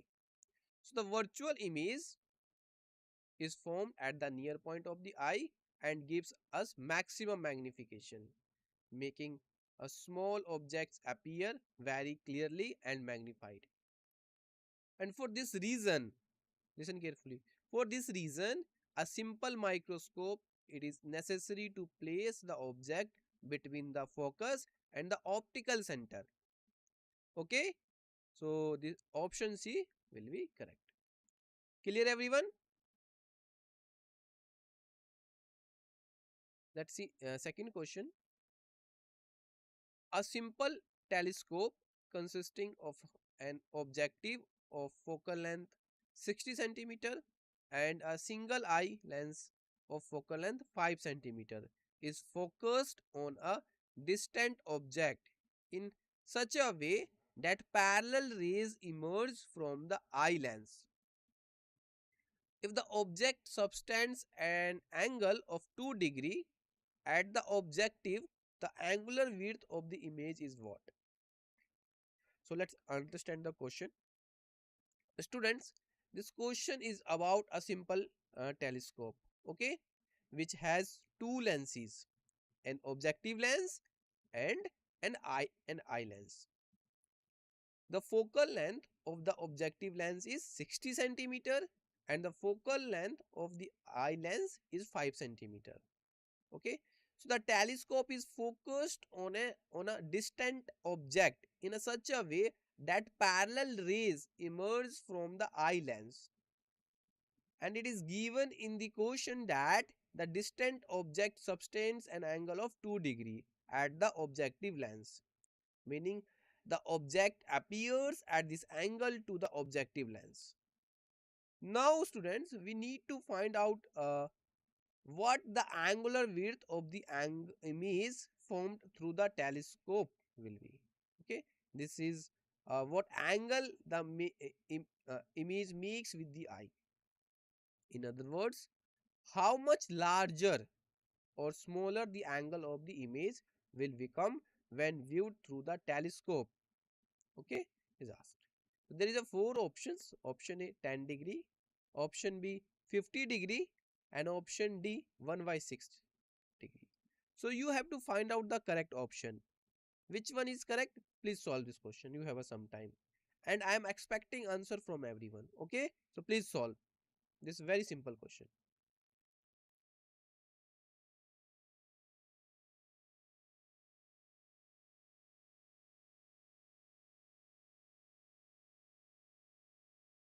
Please solve and give me the correct answer. Yes. You solving? Okay.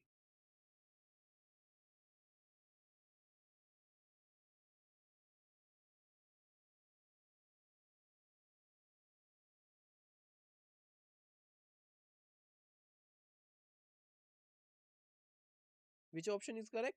A, B, C or D?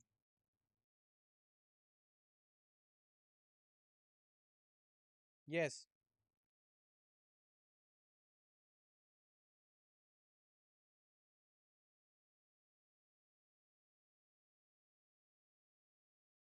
Which one is correct?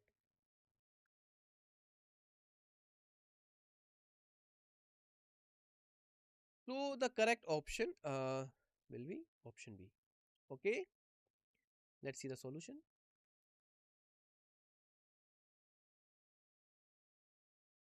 Students, in this question, it is given that the focal length of the objective lens of a simple telescope is 60 centimeter. Yes or no? And the focal length of the eye lens is 5 centimeter. Clear? So the telescope is focused such that parallel rays emerge from the eye lens, which is called normal adjustment. Okay, so when the telescope is in normal adjustment, then the formula for angular magnification is m equal to fo divided by fe. Also, there is a one more formula, magnification, angular magnification is equal to the ratio of beta and alpha, beta by alpha. Okay, now this means that to find the angle beta of the image, we will equate both formulas for angular magnification, from which we get beta by alpha is equal to fo by fe. This is simple, yes or no? Where we know fo is the focal length of the objective lens, fe focal length of the eyepiece, and alpha is the angle that the object forms with the objective lens, and beta is the angle that the image subtends at the eye. All right, clear? Now here fo equal to 60 centimeter, fe equal to 5 centimeter, alpha equal to 2 degree. Okay, now we will substitute all given terms in the formula. Okay, so let's rearrange the formula for the angular width of the image, that is beta equal to alpha into fo upon fe. By substituting all values into the formula, we calculate, and when we calculate angular width, so it will be beta equal to the value of alpha is 2 degree into value of fo 60 and fe 5. Now we performing calculation, so we will get 2 degree into 12. So 12 into 2, 24. So we can say beta equal to 24 degree. All right, clear? Any doubt here? Good, very good. Now let's see third question. In a laboratory, four lenses L1, L2, L3 and L4 of focal lengths 2, 4, 6 and 8 respectively are available. Okay. Two of these lenses from a telescope of length 10 centimeter and magnifying power 4. The objective and eye lenses are respectively what? So let's understand this question clearly. Students, in this question, there are four convex lenses in the laboratory whose focal lenses are L1, L2. Okay, L1 is for 2 centimeter, L2 is 4 centimeter, L3 is 6 centimeter, and for L4 is 8 centimeter. Clear? Now, students, we need to select two lenses which will form a telescope. Okay, so the total length of this telescope should be 10 centimeter and its magnifying power should be 4. The question asks which of these four lenses will be for objective and which for the eye lens to form this telescope. Okay, that satisfy the given length and magnification criteria.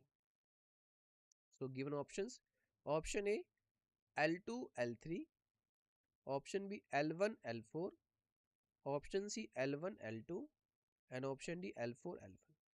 So which one is correct? Please solve this question and find out the correct one. You have some time. Okay, please solve. Yes, please solve.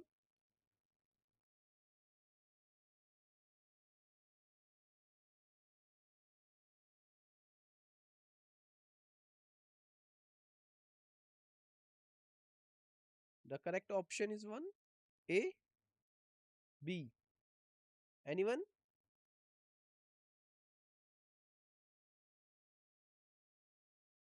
All right.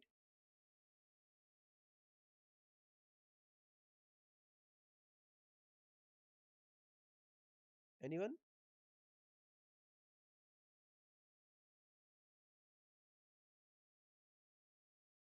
Okay.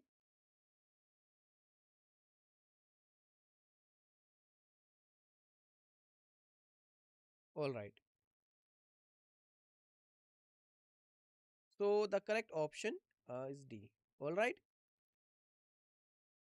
Let's see the solution. Students, in this question, the length of the telescope is given as 10 centimeter and the magnifying power of or angular magnification is 4. Yes or no? So the telescope is in normal adjustment. Yes or no? Which means that the image is formed at infinity. So the length of the telescope uh, is the sum of the focal length of the objective lens and the eye lens, that is capital L is equal to FO plus FE, which is equal to 10 centimeter. All right. So this is equation first. And for a telescope, the formula for angular magnification m equal to FO divided by FE, which is equal to 4. So rearranging the formula, we get FO equal to 4 times of FE. So here we have a two equation first and equation C. Okay, and FO we know focal length of the objective and FE focal length of the eyepiece lens. All right. So on putting equation second into the equation first, we get uh, 5 times of FE is equal to 10 centimeter. Okay. So FE equal to 2 centimeter and FO equal to 8 centimeter. So L4 and L1 will be used here. This means in the telescope, the focal length of the eyepiece lens will be 2 centimeter and the focal length of objective lens will be 8 centimeter.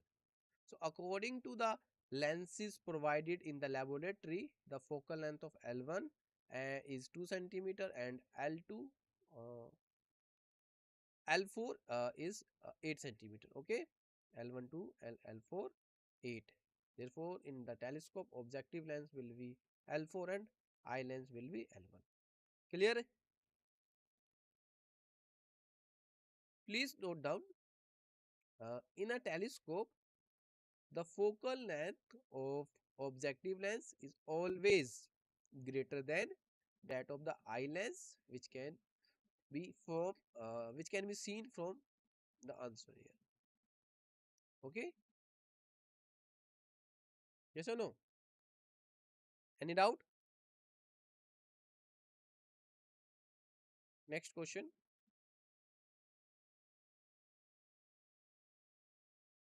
A magnifying glass is used as the object to be viewed can be brought closer to the eye than normal near point.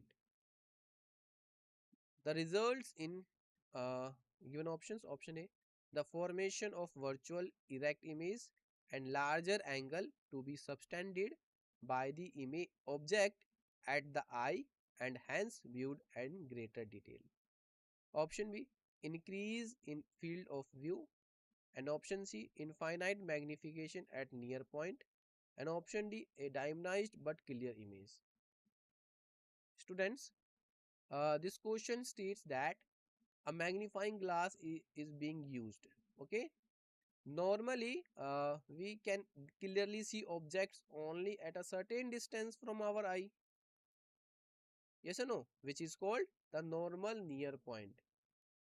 Now, with the use of a magnifying glass, the object can be brought closer to the eye, which is even closer than that normal near point. So uh, it is being asked in this question What happens when we bring the object closer to our eye with a magnifying lens, even closer than the normal near point? Okay, so that is what is the effect of bringing the object closer to the eye using magnifying glass. So please solve this question and you have a some time. Okay, which option is correct? A, B, C or D? Find out the correct one.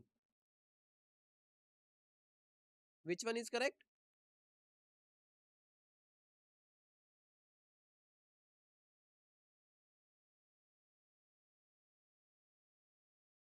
Yes, anyone?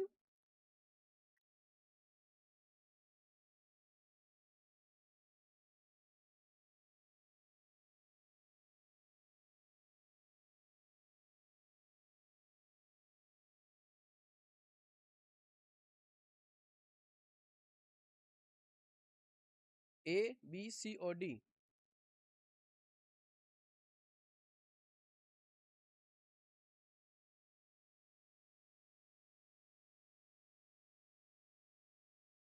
Yes, Karthik, Varsha, VK.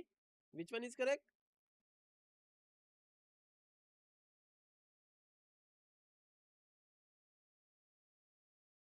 All right.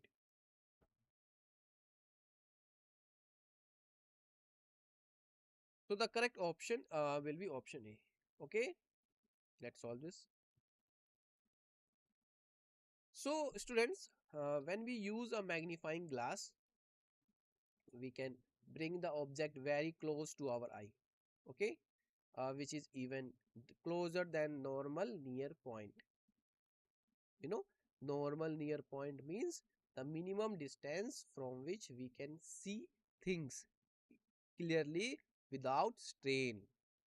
And due to the magnifying glass, the object comes closer to the eye, which makes the object form a larger angle with the eye. So when an object is brought closer than the eye's normal near point, the angle it subtends at the eye increases, due to which the object appears larger. Okay, and this effect is used in simple magnifiers such as a convex lens. The lens forms a virtual erect and magnified image. Okay, that the eye can focus on. So because listen carefully, because this image subtends a larger angle at the eye compared to the angle subtended by the object at the normal near point. The observer can see the object uh, in greater detail. Okay, basically, uh, a larger visual angle means the apparent size of the object increases and there is an opportunity to see details more clearly. Okay, so the same scenario is also represented in the figure. Look at here. Okay, this one. So as angle increases, look at here, when the object is viewed closer than the near point, the visual angle increases. Okay, and we can see the object in greater detail. All right, yes or no?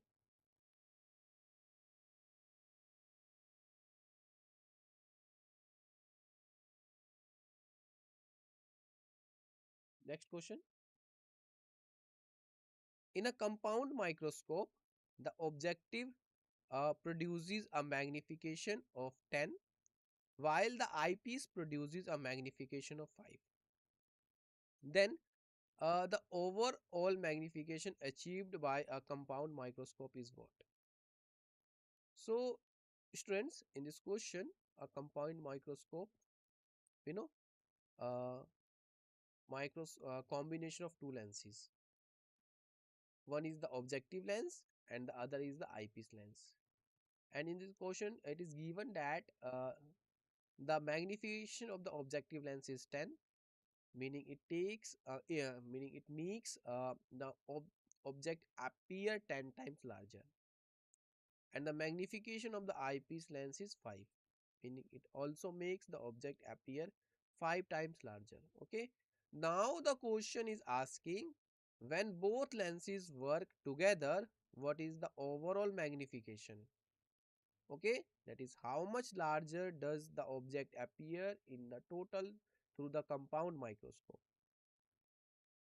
The given options: option A 2, option B 50, option C 0.5, and option D 25.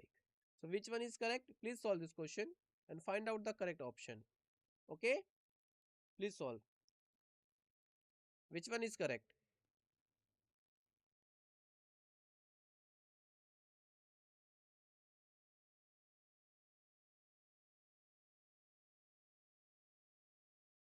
Yes. Anyone?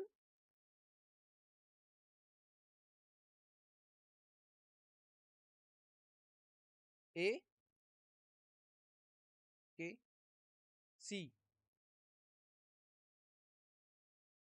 Please solve and find out the correct one. You have some time. Okay.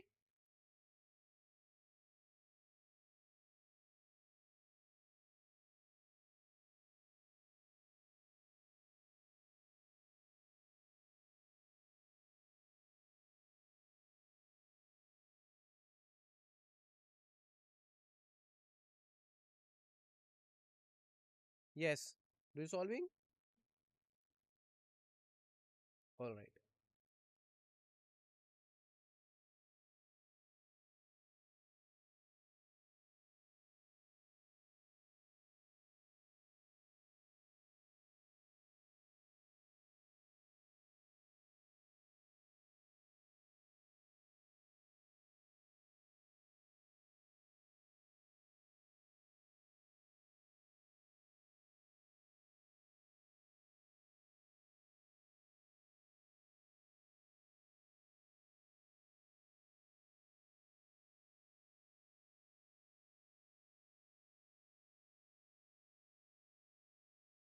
All right. So the correct option will be option B. Let's see the solution. Students, we know a compound microscope is a combination of two lenses, an objective lens and an eyepiece lens. Okay, so each lens magnifies the object independently, meaning it provides magnification. Yes or no? If we have two lens, objective lens, so it owns their it has their own magnification. If have eyepiece, it has their own magnification. Yes or no? Meanings it provides uh, magnification. So the objective lens first forms a magnified and real image of the object. Then the eyepiece lens further magnifies that image and projects it to the eye so that we can see it clearly and in a larger size. Okay, therefore to find the total, or we can say overall magnification, we multiply the magnifications of both lenses, and this multiplication occurs because both lenses magnify the image sequentially. So formally the formula for the object overall magnification uh, is m equal to mo into me. All right, where we know mo is the magnification due to the objective and me is the magnification of the eyepiece lens. So in the question, it is given MO is 10, M is 5. So M equal to 10 into 5 equal to 50. This means that the object will appear 50 times larger through the compound microscope, which is quite large and helps in clearly viewing small details. Okay, next question. A telescope consists of two thin lenses of focal length 0.3 centimeter and 3 centimeter respectively. It is focused on moon which subtends an angle of 0.5 degree at the objective. Then the angle subtended at the eye by the final image will be what? So the question is talking about a telescope, okay, which is made of two thin lenses. The focal lengths of these lenses are given. One lens has a focal length of 0.3 centimeter and the other has 3 centimeter. Now the telescope is focusing on the moon and angle subtended by the moon in front of objective lens is given, which is 0.5 degree. All right. So students, the question is asking what will be the angle subtended by the final image at the eye when viewed through the telescope. In other words, what will be the angle subtended at the eye by the final image when viewed in the moon through the telescope. The given the angle the moon subtends at the objective lens. Okay. So there is a four options. Option A 5 degree, option B 0.25 degree, option C 0.5 degree, and option D 0.35 degree. So which option is correct? Option A, option B, option C, or option D? You have to find out the correct option. Okay. So please solve this question and find out the correct one. You have some time. Please solve.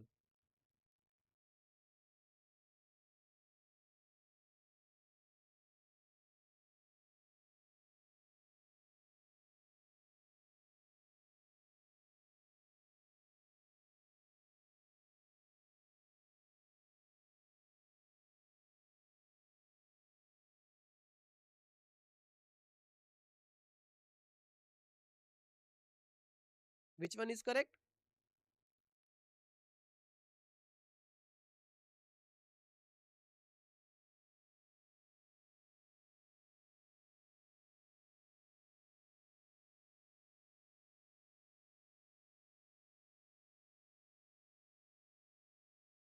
Do you solving?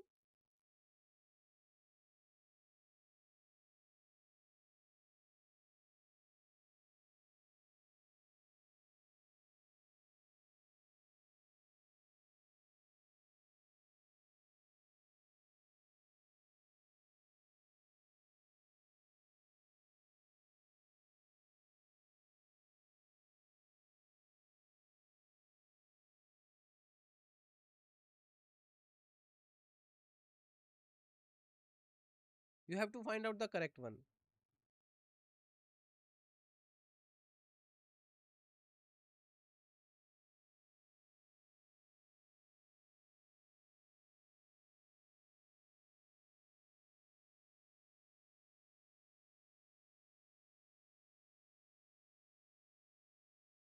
So the correct option will be option A. All right. Let's see the solution. We know the formula for calculating the magnifying power or angular magnification in a telescope. That is m equal to beta by alpha, which is equal to FO upon FE. Student, this formula means that the magnifying power of the telescope is equal to the ratio of the focal lengths and the angle subtended by the final image at the eye is magnifying power times larger than the angle subtended by the object at the objective lens. Okay, so this is a beta equal to alpha into FO divided by FE. Here FO is the length of the objective, FE is the focal length of the eyepiece lens, and alpha is angle subtended by the object at the objective. And we know beta is angle subtended by the image at the eye. So after substituting the values, beta equal to 0.5 into 3 by 0.3, as we know FO equal to 3 centimeter and FE 0.3 centimeter and alpha is 0.5 degree. So when we performing the calculation after substitution, you will be get beta equal to 5 degree. All right, clear? Next question. An astronomical telescope is set for normal adjustment and the distance between its objective and eyepiece is 1.05 centimeter. The magnifying power of the telescope is 20. What is the focal length of the objective? Okay, students, the question is about an astronomical telescope set for normal adjustment.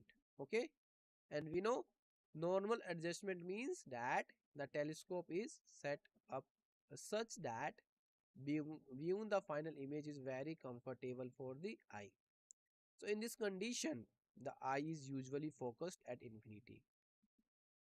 The question provides the distance between the objective lens and the eyepiece lens of the telescope, which is a 1.05 centimeter. Now, the magnifying power or angular magnification of the telescope is given, which is 20. The question asks for the focal length of the objective lens of this telescope. Okay, so given options: option A 2 centimeter, option B 1 centimeter, option C 0.05 centimeter, and option D 0.25 centimeter. So which one is correct? You have to find out the correct option. Okay, so please try to solve this question and find out the answer. Do you solving? Please solve.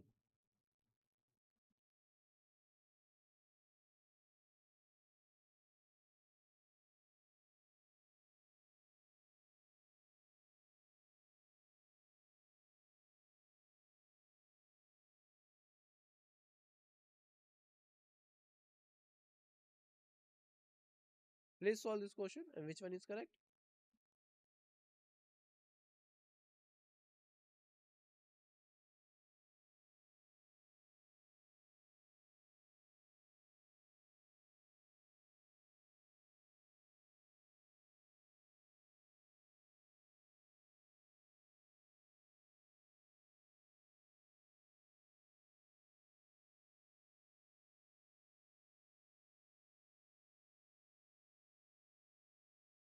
Anyone?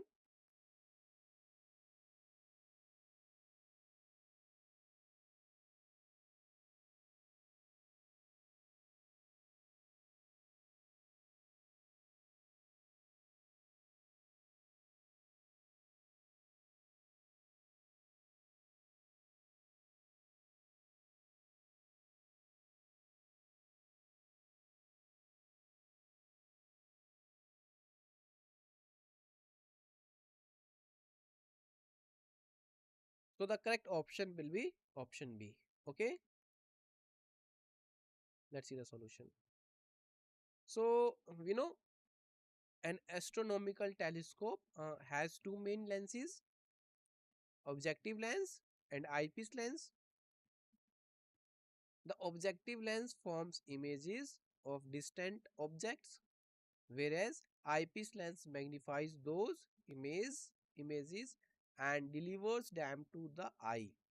Okay, so in this question, listen carefully. In this question, the telescope is set for normal adjustment, and we know normal adjustment means that the telescope is arranged such that the final image is focused at infinity, which provides comfortable viewing for the eye.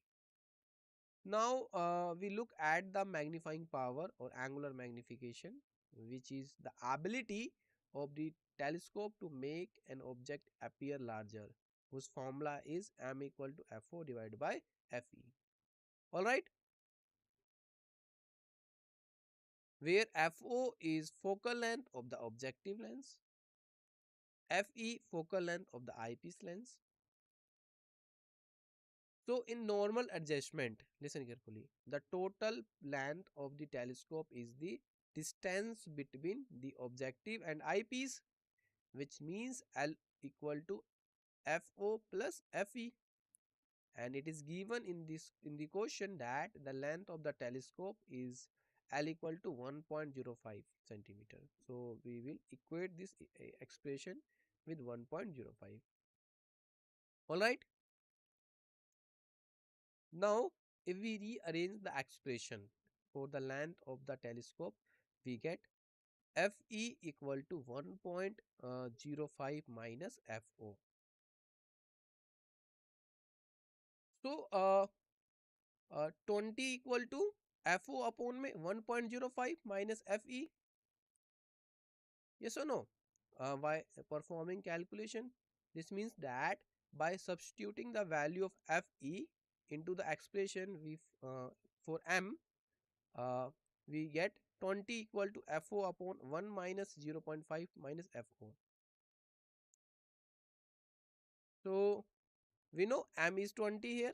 So just substitute the values, you will be get Fo, which is equal to 1 centimeter, and the focal length of the eyepiece is 0.05 centimeter. Thus, we can determine the focal lengths of the objective and eyepiece based on the total length and magnifying power of the telescope. Clear? Clear? Yes or no? Anyone? Anyone having doubt?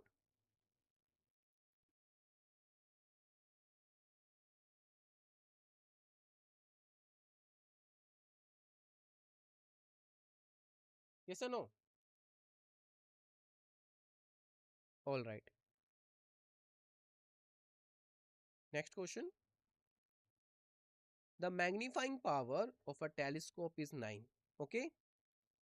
When it is adjusted for parallel rays, the distance between the objective and the eyepiece is found to be 20 centimeter. The focal length of lenses are what? In this question, a telescope is being discussed whose magnifying power is given as 9. Alright. So the telescope is adjusted for parallel rays, which means the telescope is focusing at infinity, or is in normal adjustment. So in this adjustment, the distance between the objective lens and the eyepiece lens is given as 20 centimeter. Now the question is asking what will be the focal length of the lenses of this telescope. That is, what will be the focal length of the objective lens, objective and eyepiece lens. Okay. So given options, option A 18 centimeter 2 centimeter, option B 11 centimeter 9 centimeter, option C 10 centimeter 10 centimeter, and option D 15 centimeter and 5 centimeter. So which option is correct? A, B, C or D? Please solve this question and find out the correct option. You have some time. Please solve. Anyone? Okay, please solve.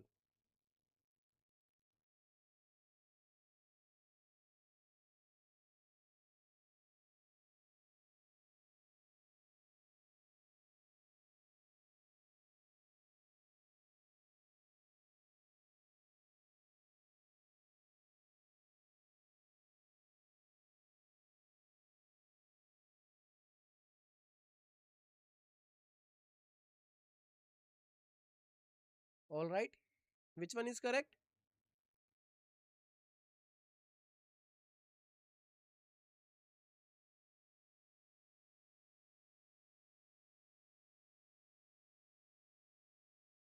So the correct option will be option A. Okay.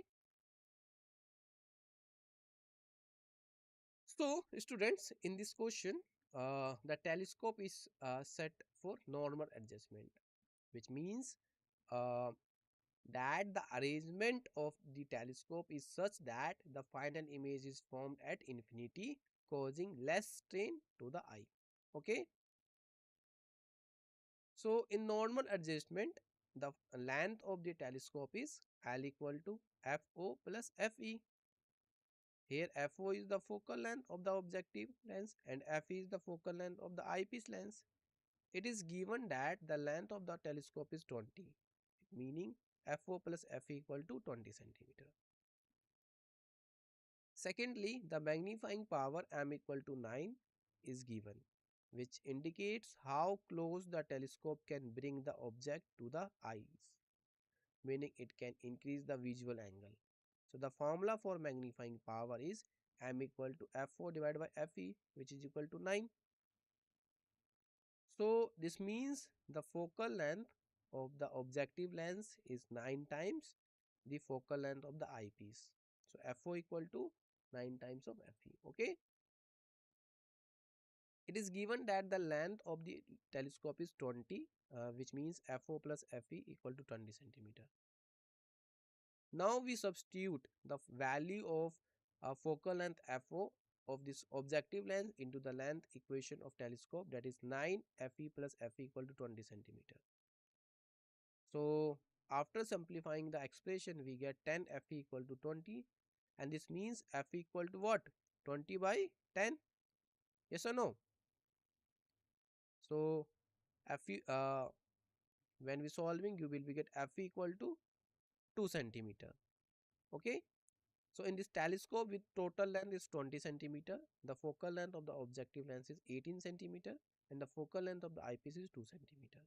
This means the telescope brings distant objects so close that they appear 9 times larger the eye. Okay, clear? Yes or no? Any doubt here?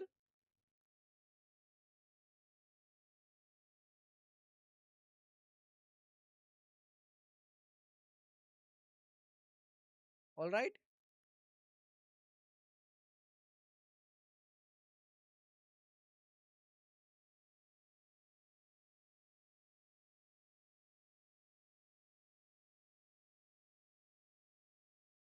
So thank you for your attention. That's all for the today. Students, in next lecture, we will discuss about wave optics. Okay, wave optics. Clear? Any doubt? All right. So thank you for your attention. Thank you.